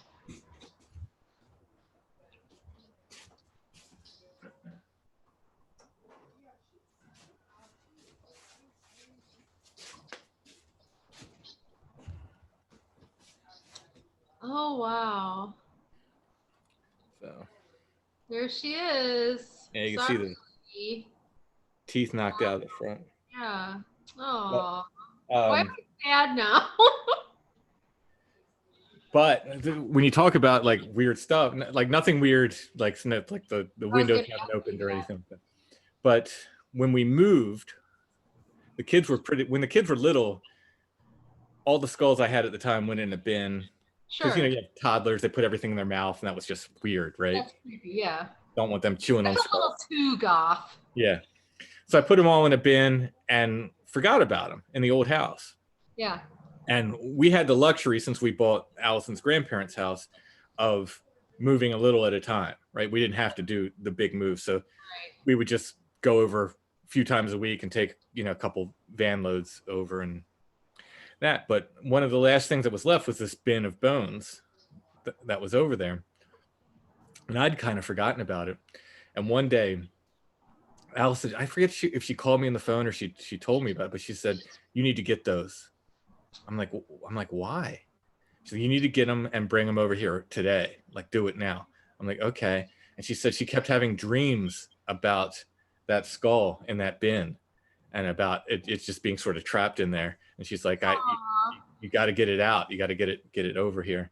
I definitely felt sad when I saw that. I don't know if, I mean, you guys obviously love her and take good care of her, but. Yeah, I'm pretty fearless with this stuff. I mean, you know, the part B of that story and the cover of the book you held up is there's a skull I found one day, actually. So I was hiking on that area that I write about called Toad Road and it's local legends and stuff. That book is ostensibly the second book I've written about it. The area. I was there hiking with a friend one day. It was, I want to say it was like March, and fairly uneventful day. We did smell something weird. I think that day was the day I ran into like a wall of stink. It was really weird. It's just like, it was like this across the trail, this like 2 feet area that was this stink, and you could walk in and out of it. Ew. Yeah, it was really weird. But on the way back, it's kind of an out and back thing, and we walked in, and for some reason he didn't want to do the whole road that day. It's an old road. It's all overgrown. It's barely a trail now, but we still call it a road. He didn't want to do the whole road that day, so we turned around. I don't know if we did half of it or what, but we turned around. It's not very long. It's maybe 3-4 miles, the whole thing. And on the way back was a little raccoon skull in the middle of the trail. Now it's possible I stepped over it on the way in, Sure. but like I said, I've been collecting these since I was a little kid, and Right, your eye is probably trained on it. I am Yeah. tuned to that. I am tuned to Right. that color. It would be very unusual for me to just step Right. over a skull, but it's possible. But I It's picked it up and I'm like, wow, look at that, cool, a little raccoon skull, neat. Threw it in my pack and off we went. And I made plans with him to come back in a week. Like let's finish it because I'm weird. I'm like a complete. I have to do the whole road. I get it. And the week came and he's like, oh, for whatever reason he didn't want to do it. And then 2 weeks went. I think on the third week he stood me up for like the third time in a row or the second, whatever it was. And I was like, forget it. I'm going out. I'll just do it by myself. Well, now it's April. Stuff had grown up. Yeah. Weeds, and it was not a fun hike. It was nasty. And I get in there and I get about to the place on the trail where I found the raccoon skull. And it could have been exactly the place. I wasn't thinking that until later. I was thinking back. And I heard something up ahead in the bushes. And I looked up and I just saw something and I don't know what it was. It was big and it was heading south. And I'm not super brave. Like if I get weird vibes on something, I won't. Yeah. Right? Like so in other words, you're smart. Yeah, I don't know. But for whatever reason, I took off after this thing as fast as I could go, which isn't super fast. There's weeds and stickers everywhere, and it's not like I was running, but I at a good clip. I had to figure out what this was. And I went off in the direction it was, and I went about half mile, maybe a 3/4 of a mile, and right in the middle of the trail, right where we'd been there, a couple weeks before, and it wasn't there. This is private property. No one should be here. That doesn't mean somebody didn't come down and do it, but no one should be there. During hunting season, there's hunters out there, but wasn't hunting season. This is the spring. In the middle of the trail at eye level, and that's on the cover of the book, impaled on a branch is a deer skull. So yeah. What's weird? If you look at the photo inside, there's the actual photograph. Right on what would be the third eye is like a little flower or something. I didn't even keep that. It's so weird because I took pictures first before I pulled. That's weird. You didn't keep it. Yeah, there's like a little dried flower or something right on. That's weird. Yeah, but I grabbed it and. Like people have asked me, like, oh, was it sinister? And the only thing I could say is it didn't feel that way to me. Right. Yeah. So whatever feelings are worth, whatever gut feelings are worth. To me, it was like, it felt like somebody said, oh, you like that little raccoon skull, did you? Well, here, how do you like this? And that's what it felt like to me. And so I was describe like, the thing, because I remember reading it in the book and so describe what you saw. It was big. It was gray and black. Bigger than anything that should be in the woods in Pennsylvania, or in this part of Pennsylvania at least. Yeah. Somebody since said, oh, it was a bull elk. Yeah. I'd sooner believe it was the ghost of a bull elk. Now, we do have stories of ghost elk, and I would sooner believe it was that than a real bull elk. It's just not. There's no reason for, like, bull elk haven't been here in 200 years. Like, Yeah, they're not there. Yeah. And like, I've seen elk here. We have them, of course. We have them here. They are huge. I want to say it was like, and people. I know people want me to say it was Bigfoot. I won't do it. I don't know what it was. It was because it wasn't shaped like Bigfoot, right? I mean, I could, in my head, I can kind of make it into that, but honestly, my first thought was moose. Honestly, that was my first thought. That's what yeah. And because it had this weird gait, but it was quick and didn't make a sound. That's the other thing. It was faster than anything I've ever seen. It just went zoop, and it was quick, but it had a weird gait to it, like I'd seen a moose in Massachusetts, and it had that kind of weird gait to it. I mean, not to be like stupid, because I don't study this stuff like you do, But we like I jokingly brought up like a Wendigo earlier. Would it be something like that? I mean, maybe. I'm open to it being almost anything. I mean, from what I heard about Wendigo, they're not super friendly in any way. Right. And again, I might be misreading this as Because they could have been like, fuck with me and you're gonna be a skull. Right. Yeah. No, when I got home, so that was I still didn't do the whole road that day because I was so amazed at this deer skull. I put it in my pack and was turned around and left. When I got home later that day, I kind of sat down. I was like, if that was something trying to lead you into an ambush or something, I was like, I took the bait. I completely took the bait. Because maybe they were masking their like evilness or whatever. I don't know. By, putting you at ease and like drawing you out, I don't know, but I can tell you, I'm afraid to pick this up. There's skulls all over this room, just everywhere. So since that day, and I think I said in the book like 75 or 80%, it's probably higher. The number of Bigfoot and paranormal investigations that I've gone on that I've found skulls is insane.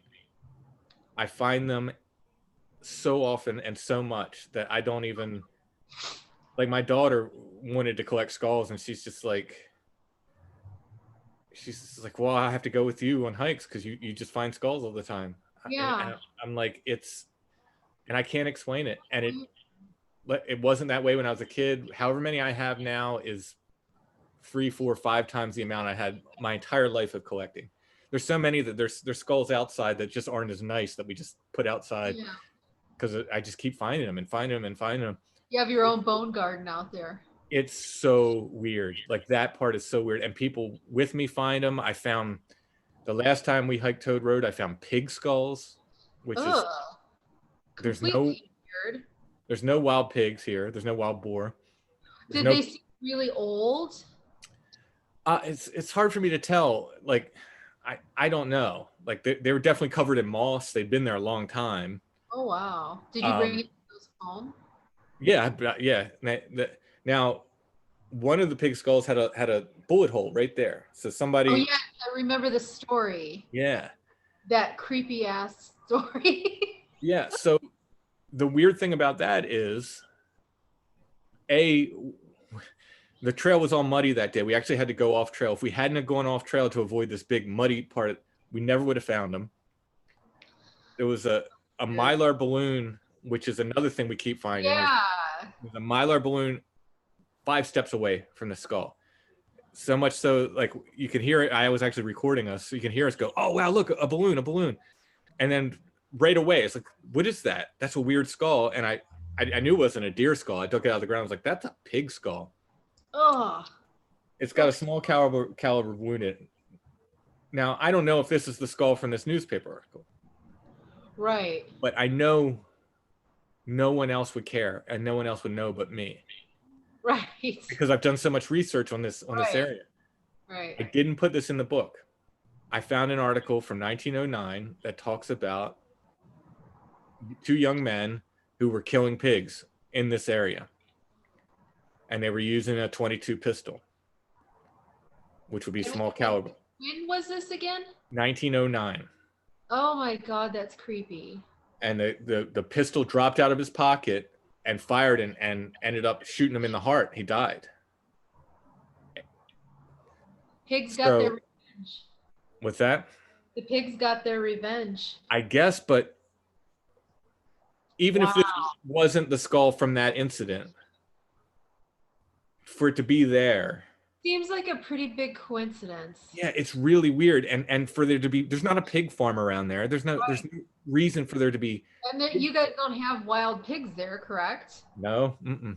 Yeah, that's pretty peculiar. Yeah, it was really, and it was, again, it's one of these stunning moments where Chad was with me. I looked at Chad and I was like, you don't know what this means, but I'll show you the newspaper article like later. That's really creepy. And you'll understand. Creepy but cool. That's so wild. Yeah, it's completely weird. But that's the only thing it can be. I feel like that, but I guess I want to leave open possibility of it. Right. You know, maybe vaguely open. Yeah. Wow. So you feel at home in the woods, and I have always been creeped out in the woods. Mhm. Like even as a kid, my grandparents lived in the middle of nowhere in West Virginia, and I guess I was pretty comfortable in the woods there, though their house always scared me. Um, but the one time I saw an owl, well, I've seen an owl twice. One time we were in West Virginia, and I was probably 6 or 7. And for whatever reason, we were going back home and it was dark. I don't know why my parents left at night, but as we were coming down off the hill into the holler, a big, huge owl swooped up the road right at our car and over the car. So that was like, that always stuck in my head because it was massive. And then after I talked to you last time, do you remember I sent you a message? I'm like, I went to get coffee, and it was still dark out. Yeah, and yeah, an yeah. owl flew right at my car. Yeah. That's the second time I've seen an owl. My mom collected owls. Mike's mom actually collected owls. I mean, that was kind of a thing in the 70s. It was. Nevertheless, kind of, whatever. And my grandparents, that's the grandparents where my grandpa has all the weird, I have all the weird stuff with my grandpa. Mm-hmm. But I don't know, the woods, like, we used to go hiking in the Cuyahoga National Forest a lot. And there's something about the stillness that just creeps me out. Like, you feel like you're being watched. And maybe it's that movie, like The Watchers in the Woods and like that kind of stuff from when I was a kid. But I don't know, like, I feel like if I tried going hiking in the woods, it would end up being a Blair Witch situation where I would just be lost and never found again. And I would still be out there wandering around someplace. I talked about this. Well, actually, it was with the guest who was on my podcast this week. We were talking about it. I spent my youth in the woods, growing up on the farm, which is surrounded by woods. And right. I would just go out every day by myself, me and my dog, me and Barney. Yeah. I'd wake up in the morning, pack myself a lunch, go out in the woods. It was just, that's what I did every day. I'd run around with him all day long. Never saw anything weird, never experienced anything weird, never. Now, maybe I was a kid and my eyes were closed to it. Right. I tend to think more that it's almost like, because it's essentially my job at this point, and because I write about it all the time and I do a podcast, I almost feel like I've opened myself up to it in a way. Like you sort of draw it to you. Yeah, or maybe I just recognize it more, or maybe show themselves to you because you'll notice, kind of a thing. Yeah, I don't know what the equation is, but honestly, there's a lot of weird stuff happens, and maybe it's just coincidence, maybe it's not, I don't know. But like I said, when you find the Mylar balloon and 5 steps later you find the pig skull and it's got the bullet hole in it, you start going, this is really freaking weird. This is really weird. Like, I feel like I would love to live out in the middle of nowhere, but then the reality of living out in the middle of nowhere would probably be too creepy for me. I don't know. I'm too scared of killers, for one thing. And I'm not joking about this. I'm really scared of killers. I know you've said before. You said, like, I know it sounds stupid, but like, there's one too many movies about killers, crazy killers. And I mean, it even happened here in Arizona. Like, when we first moved out here, there were people killing people in the parks here, like up north, and the people would be camping and somebody was killing them. And like, that's my worst fear. Fear is being hunted by some effing psycho.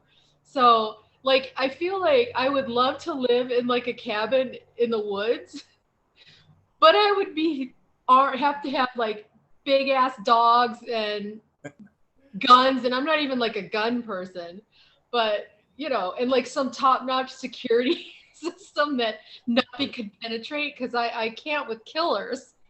Well, I tell you what, Tom. a number of my Bigfoot bros carry guns with them. Yeah, I can see why. And every single one of them says, this is for people. Yeah, I'm scared of like yeah, I feel like you know how people are scared of monsters and stuff? I feel like I could reason with a monster better than I could a human being. Like a psycho human being over a Bigfoot, I'll take the Bigfoot. So, you know, again, this is my job. This is what I do. And I have to put myself in these scary situations. And the way I get through it a lot of times is I tell myself that it's very, very rare. Now, I've collected a few accounts of people that say they've been hurt, and I believe them. But you know, if you don't, or if people listening don't, I get it. It's hard to believe, but I've collected a few accounts of people who say they've been hurt by these things, by Bigfoot. And I believe them, like I said. But in general, it's very, very rare, and it's almost like one of the rules is like they're allowed to scare you and scare the heck out of you and scare you and scare you and scare you, but not so much allowed to touch you. And honestly, in my experience, I've been scared. I've had stuff broken, like big trees broken, that scared the pants off of me. You know, at midnight in the forest, I was walking down a forest road and just headed towards this area, just crack, and scared the pants off of me. But it didn't hurt me. You know what I mean? Like, in general, I think that's how I sort of calm myself with the supernatural stuff or the weirdo stuff or whatever you want to call it. Right. It's very, very rare for it to hurt people. Very, very unusual for that to happen. So I kind of have to reason with myself with that and go like, you're okay. It's scary, but you're all right. You're okay. Yeah. And honestly, there is an element, I believe, to what you put out, you'll get back. So if you go out expecting to be scared and expecting it to be negative and all this stuff, you're going to get some measure of that back. I found that to be true. Again, Brother Richard told me that. He said try to keep a sense of humor and be positive and realize there's nothing to be afraid of really with most of this stuff. And that attitude adjustment has helped me a great deal. Like, it's really like, so it's different for me now than it was before that, and helped me get back out in the woods after the raccoon attack, because that was, that's scary. It was oppressive feeling. Like it felt, again, this is all gut feelings, but it just felt like this is punishment. This is us smacking you in the butt for doing something wrong. And especially because my son was there, it just felt weird. It felt like I didn't like it at all. And it took a long time for me to get back to the woods and relaxed again. And really, I'll probably forever have that in the back of my head, Right. But it's certainly talking with Brother Richard and that sort of adjustment has helped a great deal. And I do hike again alone.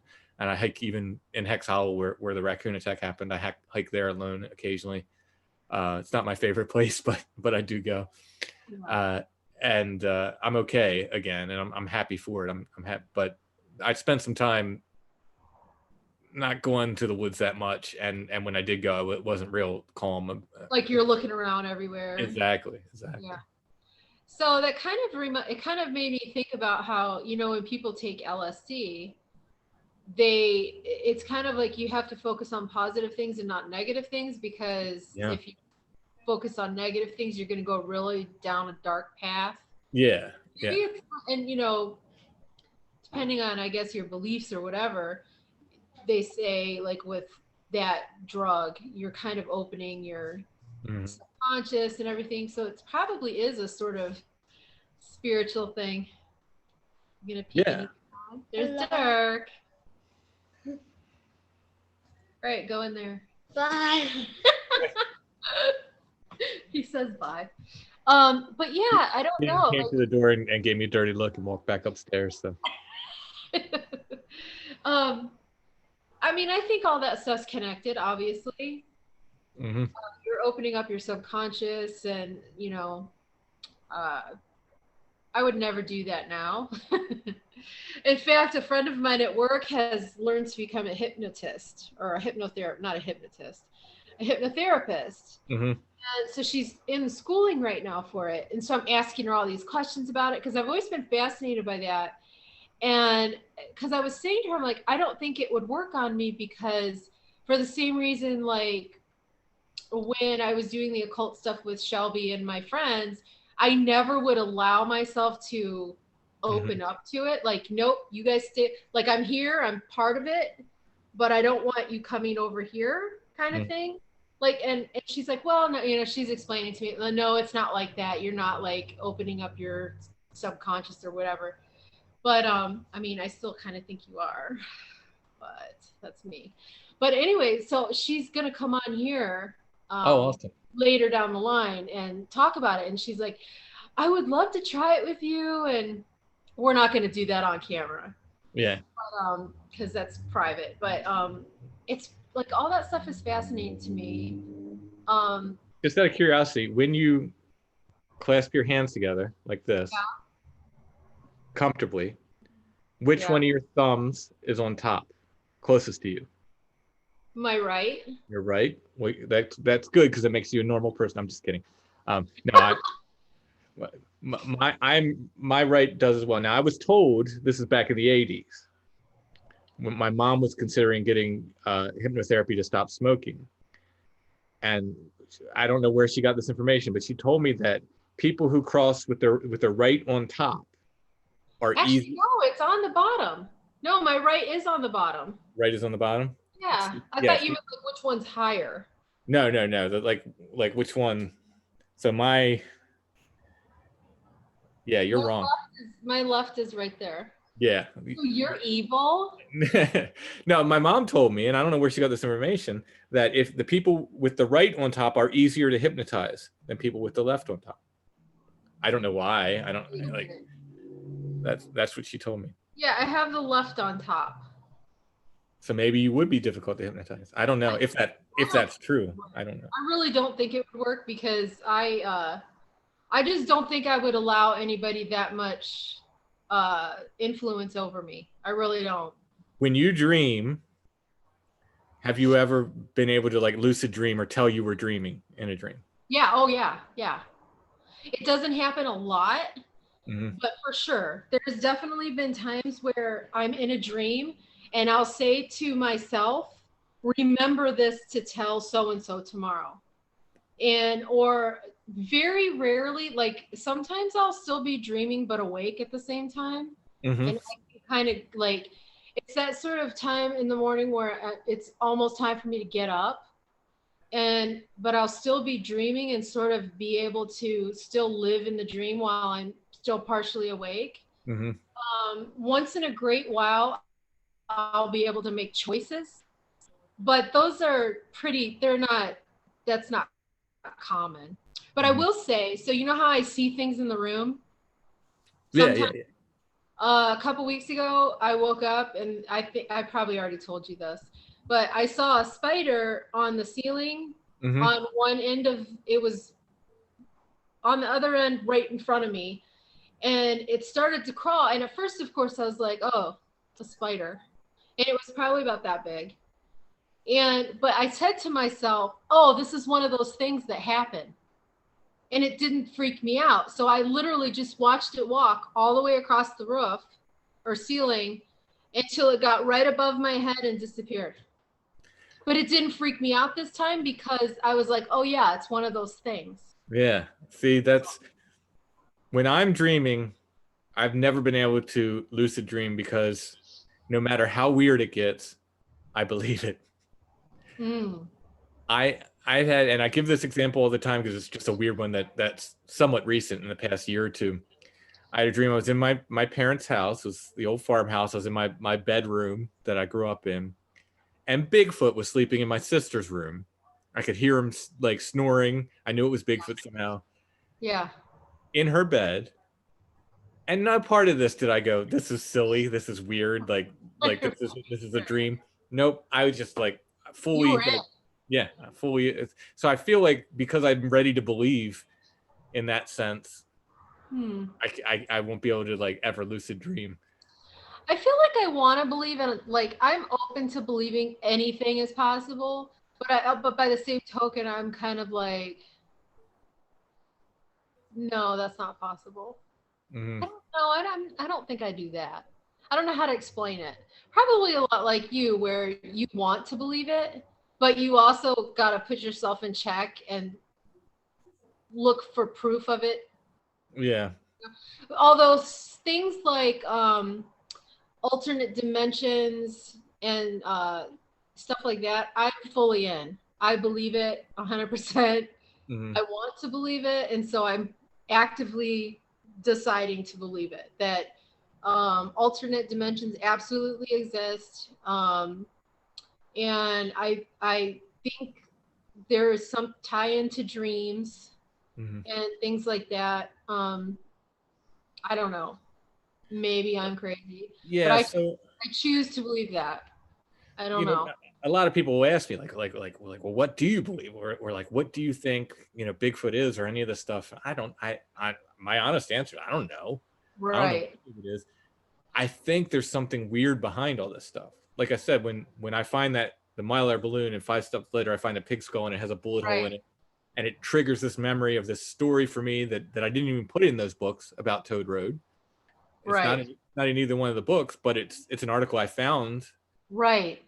So it's not like someone else like read. Definitely synchronicitous, you know, Yeah, like yeah. yeah.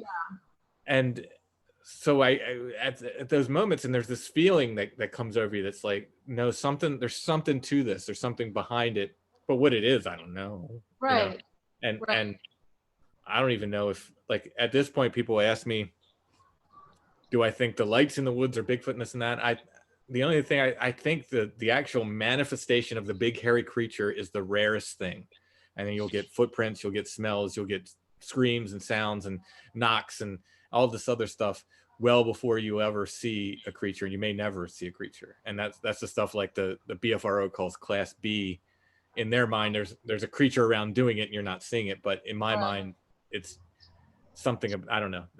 And again, I'm guessing, but when it comes down to it, I just have to say, I don't know. There's just something weird going on, and it's very fascinating to me. It's really, really fascinating to me. Yeah. But I don't know what it is. I think it's all related. I think ghosts and Bigfoot and UFOs, and they're somehow all related. But it's I don't think I'll ever put it together. I'll keep writing books on it, but it's Sure. speculation. I don't think anybody can put it together unless it's revealed. Yeah, and that's the thing. They've had 50 years to roll a body into a lab at this point, 50 plus years, and they haven't done it. I don't think it's going to happen. It's not like Bigfoot just started. Like, right.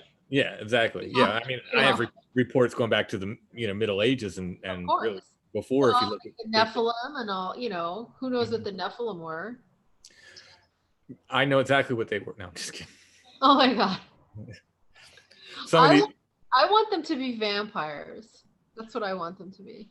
The confusion with a lot of people is when they say they were heroes of old, because there's a lot of people say like Bigfoot are the Nephilim, or Bigfoot are the children of the Nephilim, and this and that. But if, like, I think it says in the Bible, like, they were the heroes of old, and it's like, well, that's not Bigfoot. Like, it's not, But like what does that mean? You know what I mean? Like, is that where we got our ancient gods, or you know what I mean? Like, that's what that's the way I sort of take it, kind of, but I don't know. Fascinating. Yeah, I should have brother Richard on to talk about it at some point, because there's definitely some like, please do, some Nephilim folks. Nobody knows the Bible, it's him. So yeah. I mean, I'm completely like, I don't, in my books, I have evolved to sort of give an explanation to where vampires come from in my universe, sort of. But the Nephilim is one of those things I kind of tease around in there. Oh, just cool. It's so fascinating to me, because essentially it was that the fallen angels had human partners and created these Nephilim, right? Yeah. That's their origin. So, I mean, vampires make sense to me. I don't know. But that's not totally their origin story, obviously, in my books. But Anyway, not to talk about that, but I know the Nephilim were farmers because they had those fields. oh my God, you ass. They also liked baby powder. I thought it was flour, but yeah, either way. I'm going with baby powder. Probably. That's hilarious. So you know Steven Severin from the Banshees? Yeah. I mean, not personally, but I know who he is. Right. He always used to make jokes about throwing flour on his clothes and whatever. I think he has a beef with the Nephilim. I don't know. He's hilarious. What else? I don't know. So these, you know how, I just told you the story about the spider or whatever. Yeah. I'm still confused about that because if I was dreaming about a spider and then opened my eyes and saw it, that would make sense. But I'm never dreaming about the thing that's in the room. And I don't think most people are. So then what is it? I don't know. Like I said, that I need an answer, damn it. just talking to people, there's this whole cast of characters that I call nighttime invaders, or I think John Keel called them bedroom invaders, but that sounds dirty. Yeah, it sounds creepy. That's a whole nother thing. Yeah. So I call them nighttime invaders. But talking to people on the podcast, I mean, it seems to be people see similar things. That's the thing that's fascinating to me. So like I get spiders a lot. People talk about spiders a lot. People talk about like an inky shadow with like tendrils, like tentacles and stuff. Yeah. Some of the same figures that flannel man guy we talk about is one of them. For a while I was getting these reports that we were just calling the nightmare creature, that people said it kind of looked like the Green Goblin from Spider-Man comics, and it was just really similar kind of to what I saw. Like I interpreted as the Predator, but Green Goblin sort of fits that too. He was in, like, people say he was in like torn up clothes and looked real dirty and everything, but I've got several reports of that, and I'm trying to think if there was a recent one we had, but it seems to be like just these people see these things, and it's really weird. I do think so. Like a lot of people use sleep paralysis to explain these things. They'll say, "Well, it's just sleep paralysis," and that's going. And it's like, well, don't confuse like the keyhole for the door. It's, right. I think because I'm not paralyzed when it happens. I can still move. That's interesting. That's really interesting. Yeah. I mean, I'm just laying there, but it's not like I can't move. So it's not paralysis when I have it. And I've heard of people who, consciously go out of body and have experiences with these things. They're doing like out of body stuff. I think, well, what are we doing when we're dreaming, but essentially going out of body? Yeah. And I think maybe we're open at that point to these things. Again, this is all, speculate. Right. And I think maybe they can come partially into our world, or that's what it is too, to be honest with you. Or we can see them in their world or something. I don't know, what the rules are, but I don't think it's just dreaming. I mean, there's. I don't either. I think there's something more to it. There's definitely more to it, because it's not like it's not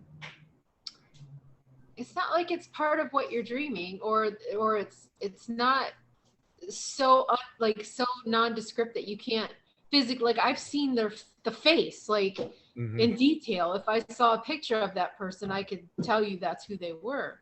So it's just weird. I don't know. Now, and sometimes I think, like, are they just as confused that they can see me?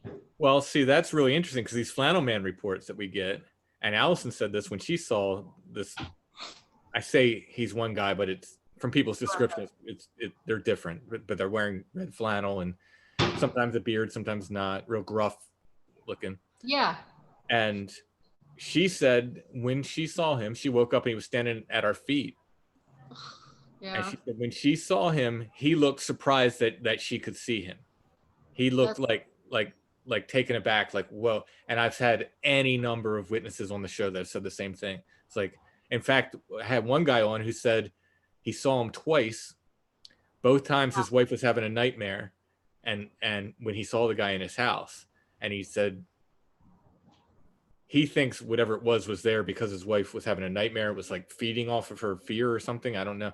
But he said the second time he saw him, he was up getting a drink of water or something. And he said the second time he saw him, that it said to him, twice is not a coincidence. Oh, that gave me the chills. Yeah. And that really is freaky.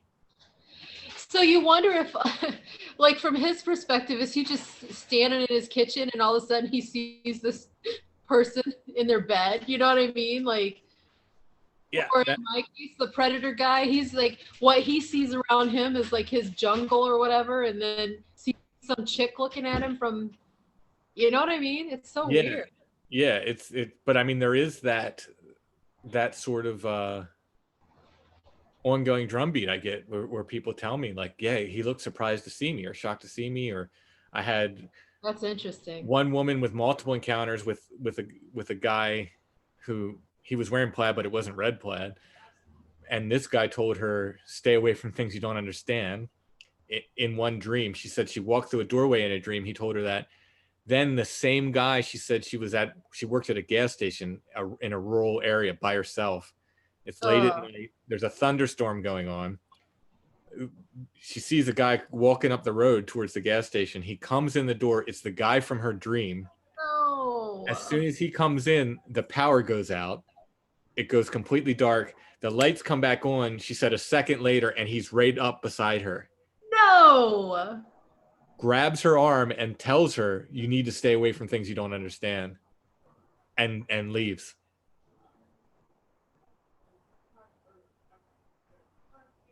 Okay, that reminds me of those stories where like people will pick up a hitchhiker off the side of the road. Yeah. That's what that reminds me of, and it's like a messenger telling them something. Oh my gosh. So this woman, I've done a follow-up episode with her, which I haven't published yet. It'll be upcoming. Another woman hears her story on Strange Familiars, contacts her and says, I think I've seen this guy too. Ugh. They start talking. They lived across the country from each other. They now live in the same apartment building. The one lady moved so she could be near the other lady. Wow. Oh, okay. Yeah. I thought it was like an like random chance. No.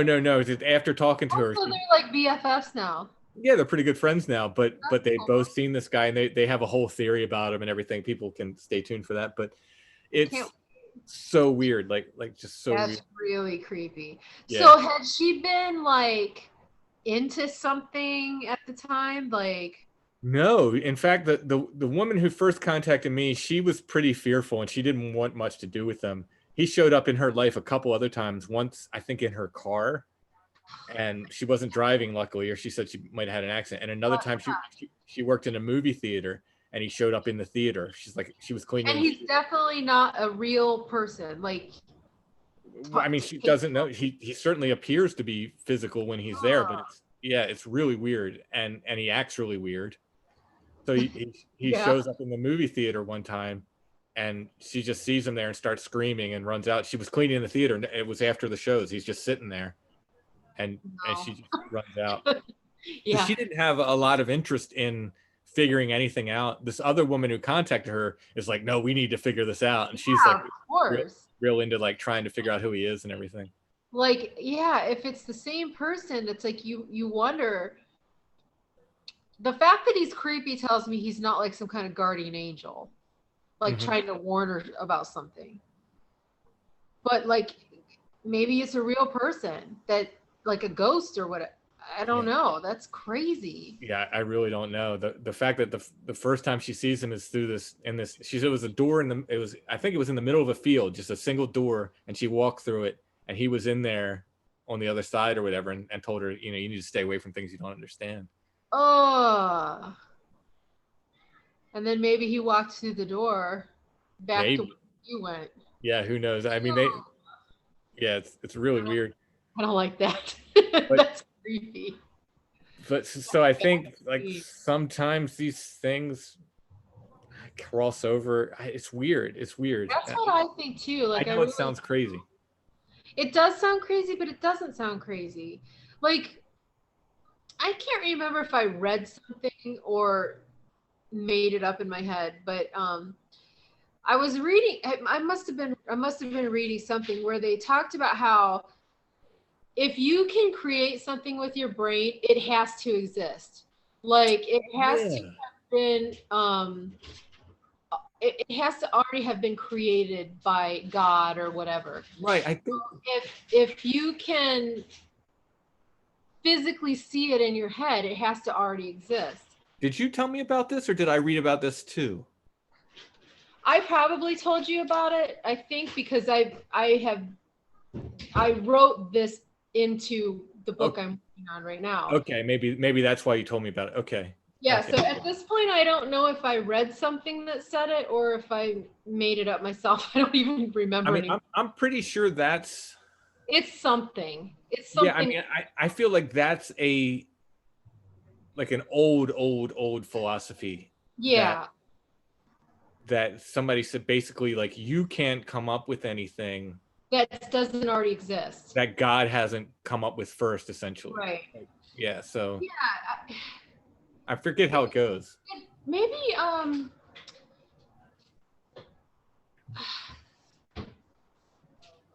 think that maybe, yeah, I think I heard somebody talking about it or something.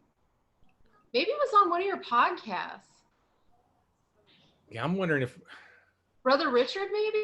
I'm wondering if maybe he did say it, because it, like, talking about an old yeah or I bet you it was him. But yeah, because I'm like, I know I had to have heard that and read it someplace and took that, and that really resonated with me. Yeah. Like, yeah. But then I've also had people say that they've been told, like, by psychiatrists and stuff, that in dreams you can't taste or smell. But I don't believe that, because I know, like, you have dreams where things are so real, you can wake up and still feel what, like, the feeling of it, you know? I don't think I believe that. Yeah, I've heard, like, so I have a whole book. I had a guy on the podcast who wrote a whole book on, like, what they call sleep. Anyway, it's about everything from insomnia to lucid dreaming to sleep paralysis and all that. And they have a whole thing on lucid dreaming in there, which is, you know, I'm very interested in it. I don't think I'll ever be able to do it, but they say always try a light switch or try to read. And they say those are, like, you sometimes two triggers, because, like, if you try to read, sometimes it'll be, like, backwards or messed up and you'll know you're dreaming, or if you try a light switch and it doesn't work or something. That's interesting. Yeah. Yeah. That kind of reminds me too of how I'll have dreams where I have conversations with people, and in the dream I know what they're telling me, but I must not be allowed to remember it. Because, like, every dream I've had about I can remember one conversation with the person that died, and it was very shortly after he died. But, like, with my grandfather, and, like, when I was in 10th grade, this kid that rode my bus died, and I had this dream about him too. And it's the same thing where I'm in a room, it's a plain room, we're talking, and, like, I can feel it and see it that we had this meaningful conversation, but can't remember a single thing that was said after the fact. But do you remember I told you about that dream with, like, the trumpet and the voice, that I heard that voice saying, "Don't worry, I'll come back for you later"? Yeah. So that's happened to me a couple times. I don't think I told you this dream, but I had this dog named Tippy, and she was an outside dog. Like, I don't believe in having outside dogs, but my parents had outside dogs. And she was kind of getting a little bit older, but she wasn't, like, old. And I had this dream that our backyard was flooding, and I was like, oh, I gotta go get the dog and bring her to safety. And because our yard kind of, like, sloped down in the back, and where her dog house and stuff was sort of right by our ditch. Now, normally there wasn't any water in the ditch, but when we got, like, big rains, it would, you know, water would flow through. So in the dream, I went outside and I went to her doghouse, and she was gone, but her chain was laying. My parents chained this poor dog up. The chain was like laying inside the doghouse, like where it had like just been unhooked from the collar and set inside the doghouse. Mm-hmm. And I was panic stricken, like in this dream. I'm like, where's Tippy? I need to get Tippy. And this voice came from nowhere and said, don't worry, I brought her home. So I woke up and I'm like, that dream was really weird, right? It was had a strange feeling to it. Literally a couple days later, Tippy went missing. We never found her. Her chain was in her doghouse like that. Wow. And the only thing my parents drove around trying to find, I mean, we lived in rural Ohio in a neighborhood, you know, you would find her. Mm-hmm. We never found her. And like my parents thought that because she had a little bit of some health issues, that she just like, you know how some animals will go off to die? Mm-hmm. How she would get herself off of her own leash, though, I don't know how that would happen. Yeah. But I just thought that was super strange because I had just had that dream, and then a couple days later, she was just gone. Isn't that weird? That is weird. It's almost like you're picking up on some kind of future vibe or something. Yeah. You, like translated it into different symbols or something in a dream. Yeah. And then another time I was dreaming about this friend of mine that died. And we were in this big room. It was almost like it was a cafeteria, like a high school cafeteria, but large. And there's all these people like bustling around. And I could see him on the other side of the room. And we were looking at each other, making eye contact. And I'm like trying to get to him.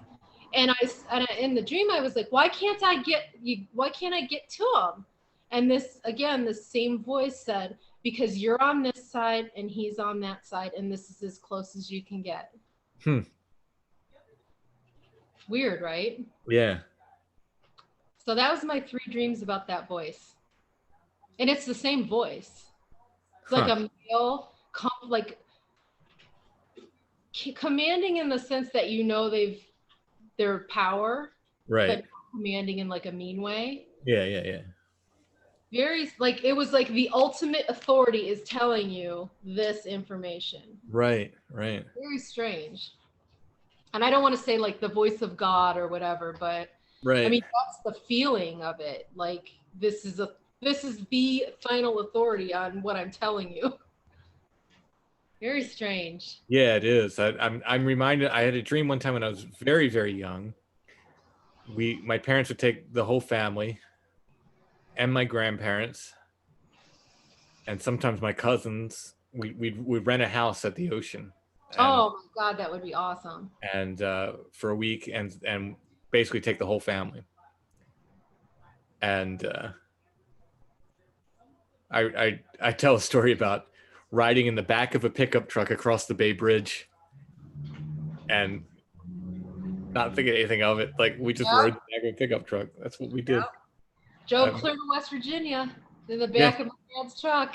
Me and my friend.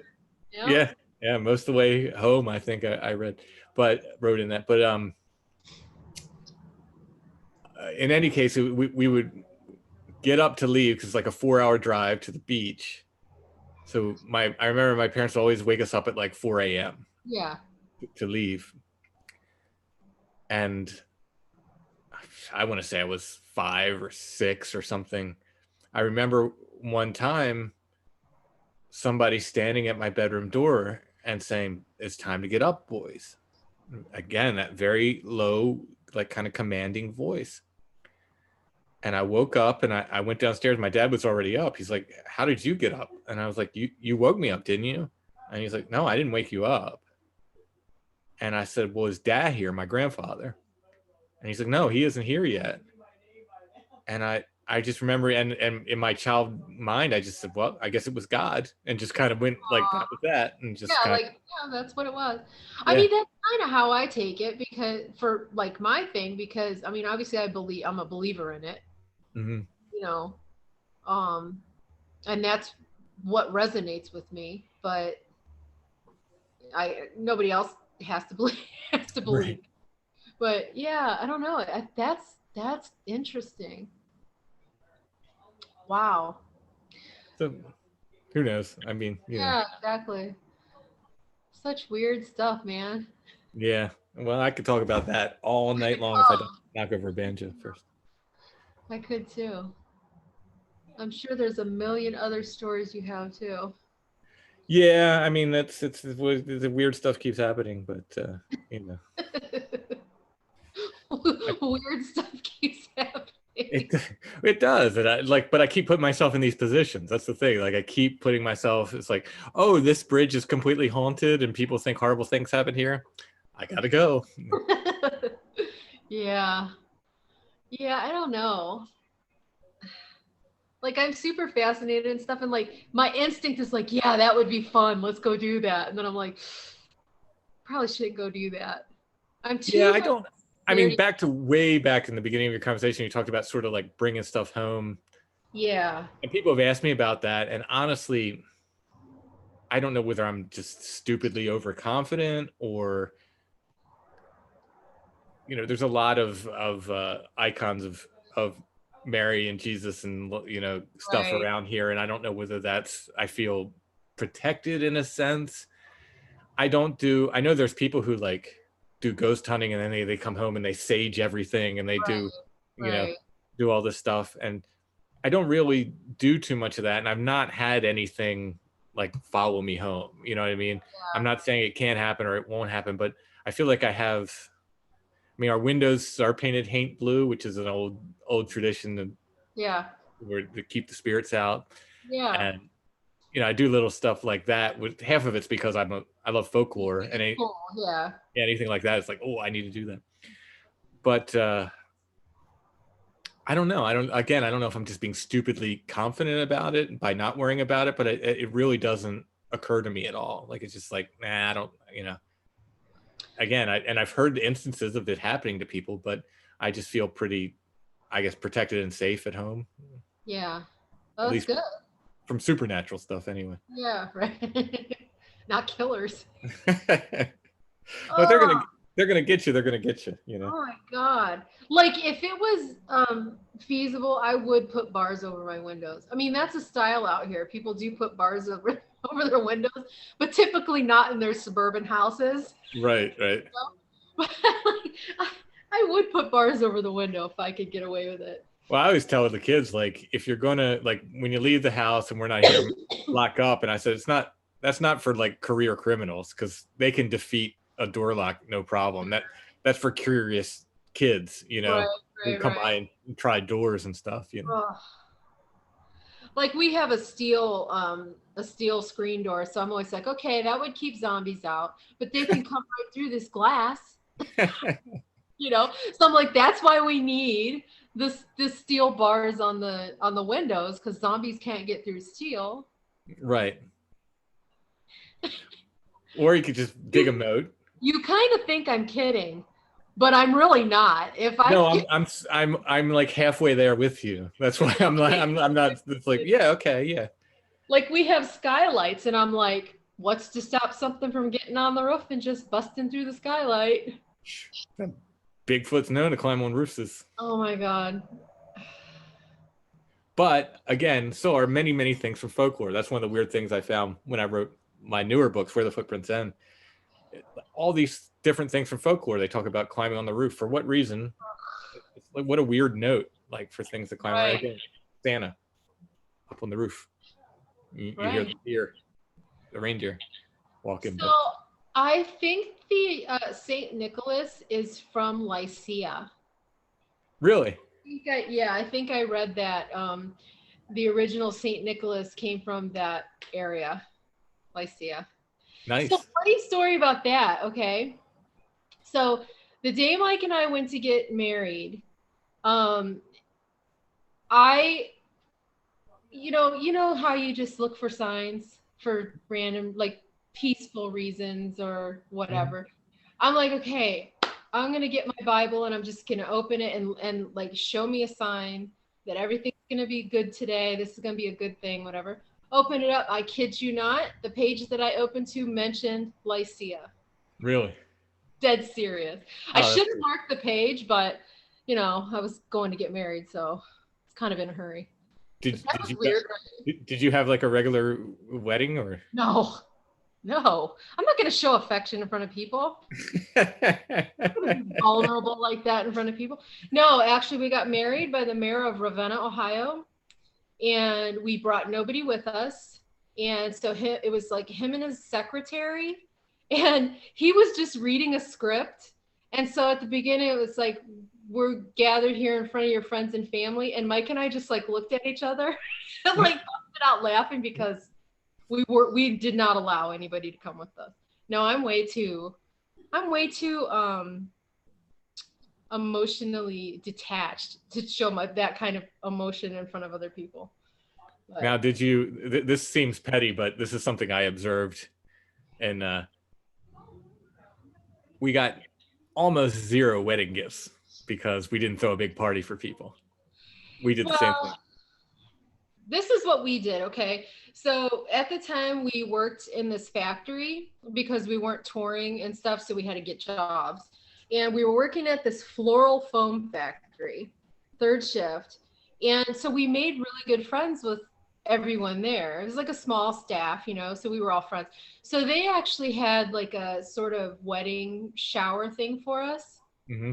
And they actually got us this really nice suite at this fancy hotel on the Cuyahoga River in Cuyahoga Falls, right? Okay, but don't get too excited.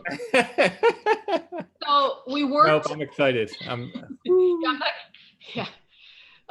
So we worked all night, 3rd shift, went home, got showered, went and got married, and then couldn't check in the hotel because it was too early. And so we went to the mall, walked around the mall. I held a pug puppy. That was the excitement of the day. And then we finally went to the hotel and literally slept until about 3 o'clock in the morning. And then we were like, let's just leave. We went back home. That's it. And so all that money was basically wasted because we literally just slept in this, like, bone tired after working 12 hours in the factory and being up all day. Got to the hotel, went to sleep, got up at 3 o'clock in the morning, went home. It's so stupid. We were married in the same park that all that stuff happened in. Oh, that's cool. Years earlier. We didn't want to be typical and get married on Halloween, right? Right. So we were planning to get married on November 1st. But it was going to rain that day. So and the woman that married us, Allison, had done some framing for her. And she's like, yeah, I can marry you. But I think she was only available on Halloween, and we knew it was going to rain. We wanted to get married outside. Yeah. So ended up on Halloween. That's hilarious. In Hex Hollow with this lady, and just her and us. Don't need a witness in Pennsylvania. That's cool. It was, so she worked all day. Basically, we ran out there, met this lady. Our big wedding dinner was at some shitty diner. It's awful fucking diner. She got sick. Not from the food. She was already, nervous sick and stuff, and went home, and I think that was about it. That was our big wedding day. Yeah, same. Her father thanked me, like said, like when we said I kind of sheepishly went to their place to sort of like tell them like, oh, we're married now, and he literally thanked me. He's like, oh, thank you for doing that. He's like, I was hoping you guys would just do that. So we don't. He didn't want to do like, the emotion. I think it's a ridiculous waste of money to me. But yeah. Yeah, and then like the next day, I want to say we went to my mom's house and she just like made us a cake, like a regular old cake. And then a couple of our friends came over and gave us like random little goofy things. So that was, Mike's dad did send us like $500, okay? So we got this like brand new couch, and not within a week or two, our cat peed all over it. Nice. So it was nice for a couple weeks. I think my parents bought us a refrigerator. Nice. I think. And and her parents gave us some money because they would have had to pay for a wedding or something. Right. So, but there's another ridiculous tradition. yeah, exactly. Yeah, But I guess I wish I was one of those girls, but I'm just not. your next wedding. No way. Never. I know. I always say if, like, for whatever reason I'm single, that's it. I'm done. Out to Yeah. pasture. Like, whatever. No, totally. I'm 1000%. Yeah. But I don't know. It was fun, I guess. Just kind of a. Oh, and funny story about that mayor. He later went to prison for like all this fraud. So we always joke like, oh yeah, our marriage isn't even legal. Right. And, I mean, obviously, all these years later, it is, but. Right. Yeah. We had, like, we were never entirely sure she filed the license, but I think in Pennsylvania, like, when you apply for it or something, basically you're married at that point. I think the rest of it's just a tech. Yeah. What am I trying to say? Technicality. Yes. Thank you. Words. Sometimes I have them, sometimes I don't. Yes. But yeah, we joke too. Someone's like, "Hey, are we married or not?" Yeah. Legally, we are by now, but yeah, common law, we're well married. Long time ago. What year did you get married? 97. Us too. And we Really? were October 18th. Really? Yeah. Oh, you beat us by a week or two. That's hilarious. How funny. Yeah. And I knew one of our good friends here got married on the same day we did. We didn't know him at the time. Yeah. And he's divorced her now, but it was always really weird because we don't like make a big deal online, like, hey, it's our anniversary or anything. It's just whatever. Right. But they did, and they would always, like, at the time it would be like, hey, it's our anniversary and blah blah blah. We got married on this day, and I'm like, wow, we literally got married the same day. He's a really interesting guy. He's got he lives in an old church. Oh, cool. And he has, what's that? Is it haunted? I don't believe so, but he has more human skulls than I've seen in any one place outside of the Smithsonian Institution. He's an insane collector. The whole church is full. Haunted. The whole thing is full of any kind of oddity. He likes anything weird or odd or unusual. His church was on, what's that antique show, American Pickers, on the first season of American Pickers. They did a Gettysburg episode, and he lives a couple towns over from Gettysburg, but they did a thing on his church. Oh, that's cool. They came in and they got a musket, but it was a plant. He doesn't collect that stuff. They just wanted to feature his church on the show. The other thing is he's such a collector, he doesn't sell. Like, right. Like, that would be like, things come into the church and they do not go out. They just thought his place was cool. Yeah, they just wanted to feature it on the show, and it's worthy. I mean, it's really amazing. Right. Cool. He's really cool. He basically, like, stopped by anytime. I took my kids over. He also he loves cats, so he's got about 13 cats or something. Like, he keeps taking in strays. What's that? Of course, 13. Well, maybe it's 12, maybe it's 14. I don't know.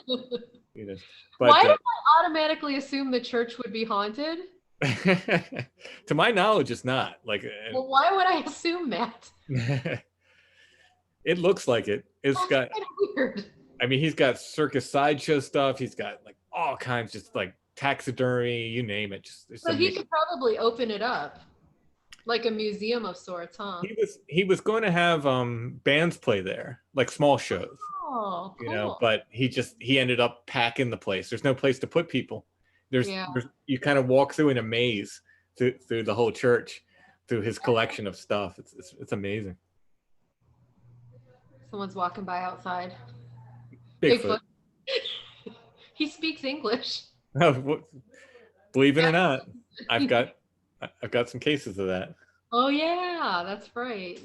I don't know. So we were talking about dreams earlier. Do you ever have like demonic type dreams ever? I don't think so, unless so I've had the gray aliens, Right. and people have made convincing arguments that they are demonic. Most of my encounters with them have not been pleasant. Right. They've been weird. The last time I saw that, and if you tell, like, if someone tells me like these are just dreams, I'm fully ready to accept this. And when I say abduction, I don't think I was ever on a board a ship. Whatever happens probably within me, you know. Right, right. Call it a dream, call it something else. I think it's more than a dream. Like they sucked your spirit out of you? Maybe like one Like time abduction? the way I explain it is like realer than real. Like it doesn't feel like a dream. It doesn't have that dream-like quality. It feels very, very real. One time I woke up in the desert. I've never been to the desert. Well, in California. I was kind of on the edge of the desert, but I've never been in a real like high desert, you know, like desert. And I woke up in the middle of the desert, and I was paralyzed, but I could look around a little bit. I could kind of tell where I was. And I see these two heads kind of lean over me. You know, I'm just laying there, and they were wearing what looked like World War One like fighter pilot, like Snoopy helmets. You know, like Snoopy in the Red Baron, like that, with the goggles on. And I was looking up, and I was like, that's just stupid. Like that looks stupid. And I just remember thinking, like, you guys look ridiculous. And then it's like something hit me, and it was like, those aren't goggles. And then I could see like they were the eyes of those gray alien things leaning in at me. And they said in unison, it was so weird. Both of them at the same time said in unison, "We are the ones who take you." And I sat up in bed, and it was just in my bed, you know. That was weird. That was really weird. I've never liked them. The last time I saw them, it was completely bizarre. They were dancing around. I remember they were moving like, it looked like they were moving too quick. It was cartoonish. Right. And they were wearing what looked like almost like Native American like ritual dance stuff, like breastplates and feathers and stuff. But it was all neon colored, like from an 80s hairband or something. Right. And it was almost funny. Like I remember almost like laughing at him, like just being like, "This is ridiculous. Like you are ridiculous."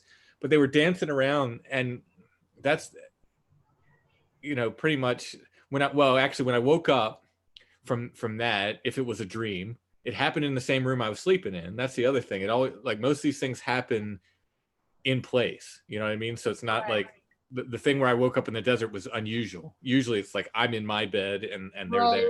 Right. Ugh. So they're in this little room dancing around, and I don't know how many there were, 5, 6, I don't know. There was quite a few of them. I wake up, although I don't remember waking up. Like suddenly they're not there. This is in like late November in Pennsylvania. Moths should be done. Like we shouldn't have moths. And I see something moving around in the room. The lights were out. I'm like, what is that? What's flying around in here? And I realized like it's a moth, and it comes and it lands in my hair right by my right ear. Like it lands in my hair, and it starts flapping. So I hear it buzzing because it's moving its wings like bzz, bzz, bzz, bzz. Yeah. Now, if you read UFO and fairy accounts, even some Bigfoot accounts, a buzzing sound goes along with this. Now, I had a very natural explanation for the buzzing. This moth landed in my hair. Sure. So that happened for real? Yeah. Okay, that part was real. Yeah. Okay. So this moth, and then it takes off and flies away. I never found that moth, never found its body dead anywhere. It was about, you know, an inch and a half. A big one. Yeah, like pretty big. And in November, we shouldn't have moths at that point. Really, really strange. But to me, it was like, wow, I got the buzzing sound because so many witnesses. But it was completely, the buzzing sound itself was completely explainable. But that was weird. But that's the last time I saw those. And I remember even thinking at the time, well, if that's the way you're going to show yourselves to me, I'll take it because it was funny. And I felt like an observer. I didn't feel like they were doing something to me, you know, and I felt like I had some agency in it. Right. before, like the other time that I was always paralyzed, and it was like they were Right. doing things to me, and it's like it was horrible. So if they are demons, maybe they're the same thing, maybe not. But if they are, then yeah, I guess I have dreamt of them or whatever. But Yeah. Every once in a while, and I hate to even talk about this because I'm afraid it's gonna make it happen. But every so often, I'll have dreams where there'll be like a kid in the dream, mm-hmm. and you know how you'll see this in movies and stories and stuff like that, where somebody will be pure evil, but nobody else gets that that person's evil. They just think they're normal, but you're the one person that gets that that person's evil, and they know that you get that they're evil. Mm-hmm. So I'll have these dreams like that where there'll be like a young boy. It's always a young boy. So like a Damien type, like from the Right. Omen. And I'm always desperately telling people this person they're evil, and everyone's like, you're stupid, like, laughing me off or whatever, like I'm being ridiculous or whatever. And I can picture it in my head as I'm saying it. Every time at some point in the dream, he'll acknowledge me. This person will acknowledge me. And then it becomes this battle of me nonstop, like casting out this demon the entire dream, where I'm just repeating this mantra over and over and over and over. And it doesn't seem to affect the person, but they can't do anything to me. And every time I have these dreams, like it sticks with me for a while afterwards because it's terrifying. And so and I always I'll tell my friend Stephanie, it's like it's one of those real dreams. Like there's more to it than it's just your brain, because sometimes you have scary dreams and they're just scary dreams. Mm-hmm. But it feels like it's more. And the fact that the entire dream I'm like praying this mantra over and over and over and over, it's just creepy, man. Now, did you have dreams about like quote unquote evil kids or whatever before you were a mom? Yeah. Did you? For sure. Yeah. Yeah. But I'm pretty sure it's always a boy. But then sometimes it'll just be a random adult male too, but it's always a guy. It's never a woman. So maybe maybe I have some hangups about men, which I already know I do, but I don't think they're all evil or anything. But yeah, that's they're really scary. But it'll stick with me, like, and I'll be scared to go to sleep for like usually about a week afterwards, because I'm afraid it's gonna come back. Yeah. Because it's like a hopeless feeling. Yeah, I mean, even in dreams, I just like that feeling at all. Yeah. And it was, I remember when the kids were little, I told them, because I had just one time I'd swung at these things when I could finally move in the morning. Yeah. And there was nothing there, of course. But it was, if I would have connected, I would have hurt. Right. Whatever I connected with. And I remember when the kids were little, I said, because I was afraid, I never wanted to do, I was afraid I would do that. I'd be in a dream or something. And right. I said, wake me up from across the room, call my name until I get up. Don't shake me awake, please. Yeah. Because I was afraid I'd do that. I know I never did, but it was always a fear of mine. Like I would never like want to hurt anybody. Well, it's probably a bad idea to touch anybody when they're sleeping anyways, to wake them up, I think. But especially someone who has very vivid dreams. And like I have told Dirk, because I'm not like I'm such an idiot. Okay, so I'm scared of a bunch of stuff, but I'm not like somebody that walks around terrified all the time, if that makes any sense at all, which it really doesn't.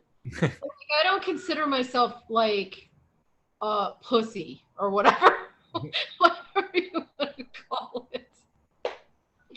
But if you scare me, my first instinct is to punch you or kick you. I can't help it. It's just, that's what it is. So I'm always telling Dirk, I'm like, don't startle me, because I can't help it if I kick you. Right. One time we went to take the car to get an oil change. This was long before dark. and we took it to Walmart to get our oil changed. And they were done with it or whatever, but we were still walking around the store. And like, I had to go to the car to get something. And so I'm bent over in the car, like reaching across to get this thing. And somebody comes up behind me and goes, "Excuse me, ma'am." And I turned around and it was Mike. And for whatever reason, it scared the crap out of me. And I kicked him as hard as I could. Which, why that was, I mean, how about it was the guy at Walmart? Like, you just haul off and kick. But that's my first instinct too. So I don't know. Yeah, I toured with. That's why I don't startle me. I toured with this dude who brought his wife at the time along. And she was one of these. She liked drama, right? More double fun. And we were sitting around, and we practiced for a week or so before we went out on tour. He lived in another city. We'd played together before, but he came in, stayed with me.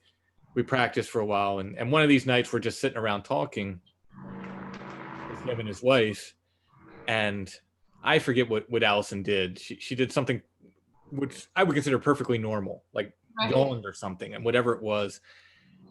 And Allison was sitting like near a window when she did this. Well, this other woman starts pointing at her and literally screaming, like, "Ah, ah, ah." I thought she was pointing at the window. And so I'm like, what? I'm like completely freaking out, like trying to get her to like tell me what's going on. Cause I'm like, at this point, I'm like, what is going on? And then she just starts laughing. And I was like, why did she like, what was that about? Like, why was that necessary? What was it about? I remember we were in Providence and we were walking down a city street. And all of a sudden she screams and pushes me like, "Ah!" and pushes me because a car was coming, right? Like, no, I was not in danger of being hit, right? What the hell? And I said to her, I was like, why did you do that? That's completely stupid and ridiculous. Like, because basically I'm like near a heart attack, you know what I mean? Like, why did you do that?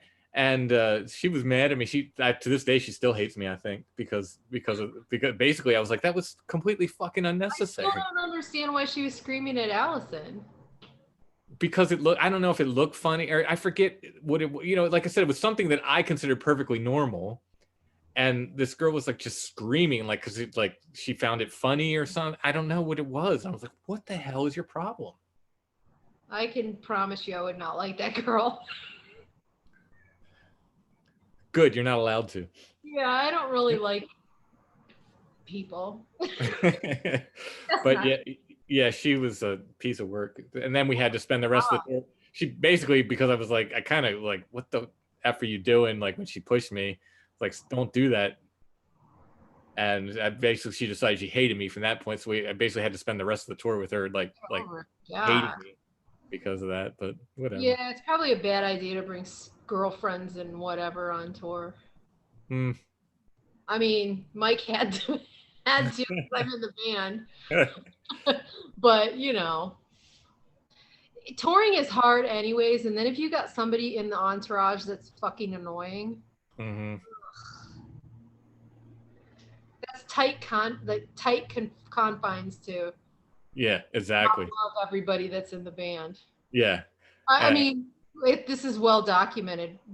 When we did the tour with us and Dave Gaulis, and then we all moved in together, we didn't speak to each other we lived together in the same house and barely grunted at each other. We recorded that Cold album, and then Dave moved and we didn't talk to him for years. I mean, we've since rehashed it all, and like we're all good friends again, but yeah, it was, touring is hard. Yeah, well, I remember the tour previous to this, we were with it was a bunch of different bands, and we kind of caravanned together, and pretty much everybody except one car had illicit substances with them. But one car, they had a cello player, and she had her instrument in the car, and you could see it. You could see the instrument. Because they were in a car, we were in a van, so you couldn't really see what we had. Yeah. And because I think what happened is the cops saw they had instruments in their car and pulled them over. Luckily, they had no illicit substances with them. So we made the rule from that point on, like, we're on tour, don't do it, because we're going to get pulled over at some point. Just don't bring it with you. Don't do it. Well, like I said, they came to our house for a week, and I told them again and again, like, we're not having it. Don't bring it, because like, it's not cool, because it's our car and you're basically, risking us. Right. If you do it. So don't do it. Like, don't. That's our rule. Oh, no, we won't. Well, it turned out they did. Now we didn't get busted or anything, but still, it was like the one thing we asked him, like, just don't do it, Yeah, that's kind of why we always just did our own thing and didn't get involved with other people, because there's always drama. Mm-hmm. For the most part. Yeah. Like, the first tour, like, the record label would set us up to, like, stay at people's houses and stuff. Mm-hmm. And it was always so awkward, because you just want to, like, take a shower and go to sleep, but then you have to, like, and this is not against anybody. No. Because people are lovely, and it's nice of them to, offer you to stay at their house. Obviously, that's awesome. But it's just like, you had to socialize in this club for, like, hours and hours and hours. You don't have any, like, private time at all. Mm-hmm. You can't sleep. And then you have to, like, be polite because you're at some stranger's house that you don't know. Yeah. And so we had decided after that, we never did that again. It was like, I don't care if we lose money. We're staying in hotels. And granted, they were not nice hotels. Right. Some of them were pretty scary. But yeah, I don't know what the point of that was. But no, I get it. I've often said that I've been all over the country and I've seen nothing but the inside of clubs. Right. And the ceiling over whatever couch I was sleeping on that night. Right. I didn't see, like, it's one of my biggest regrets, being all over the country and not seeing the country. I was in the Pacific Northwest. I didn't go hiking once. I'm so sad that we never made it up there. Like, that's the one place in the country I feel like I should probably be. And that's the place, like, I feel like if I could pick up my house and move it, that's where I would move it, someplace up there. We were up there before the .com bust, and like, we seriously made so much money, like the stack of bills we had, just small bills from, selling shirts and CDs and whatever. Sure, yeah. Was so thick. I was like, I don't know how we're going to get through the airport. Like, they're going to think we're drug dealers. Right. We made a crazy amount of money. And I remember selling, we ended the tour at a festival, and I'd done the artwork for the t-shirt for the festival. And I remember sending a friend of mine out to Kinko's to make photocopies of the artwork. And I was selling photocopies of the artwork because we were just selling everything. Yeah. I was just signing them and selling them. It was crazy the amount of money we made. And we had just bought the house in Glen Rock. And I remember it was like 5 a.m. We had to leave to catch the plane to get home. And we were looking at each other, and it was really like somebody had offered me a place to stay. And we were like, are we going to stay or not? Because, like, if we're staying now, we need to make the decision now. If we're going home, we need to go. Yeah. And basically, if we hadn't just bought the house, I think we probably would have stayed out there. Yeah. I mean, .com bust hit, and then it wasn't the same after that. Yeah, it's a bummer. I don't know. We have so many friends that live, like, in Portland and around there and stuff. And so it's almost like if we did move there, we'd already have, like, a whole system of people, Mm-hmm. Mm-hmm. But it's super expensive. Our house is, like, almost paid off. We have these jobs.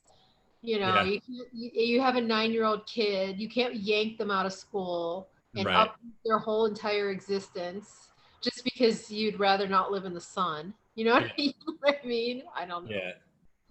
I don't know. If I ever somehow get filthy rich. But when I went out to San Francisco, everybody said, "Oh, you're never coming home. You're gonna love it. we'll see you. You'll see you in another lifetime, buddy. You're staying out there. Yeah. It was all right. I mean, I liked it. It was neat. Yeah. But the Pacific Northwest, I almost stayed. I could see living there. Yeah, I've never been there, and I know I would. It's beautiful. It's yeah. absolutely beautiful. Seeing the pictures, I mean, someone is, a lot of my friends share pictures of their adventures over there and stuff, and I'm just like, it's so perfect. Yeah. But they do have cougars and Sasquatch and bears, though. So. Well, we have cougars here. That's true. And bears and Sasquatch, so. We're not supposed to. Rattlesnakes. But we do. Yeah, we've got rattlesnakes. We've got mountain lions, even though according to the state of Pennsylvania, we don't, but we do. So they've been spotting in Northeast Ohio, where my family all is. They've spotted a black panther there. Wow. I'm assuming it's probably one of Mike Tyson's that got loose. That's where he has like a whole I think he sold it, but he had a whole estate up there. And I'm like, it's just one of his that got loose. No, but they in Manaway, Ohio, they spotted a black panther. And they're seeing bears there now, which have been gone forever. And coyotes are back, which were gone forever. Yeah.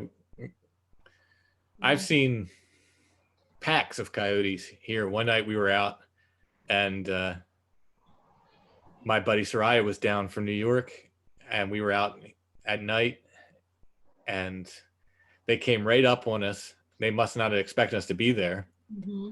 And they put out what they call the alarm call, this like yelp they make, and they were so close, scared the heck out of me. I was like, what was that? And of course, it just frightened me. It startled me.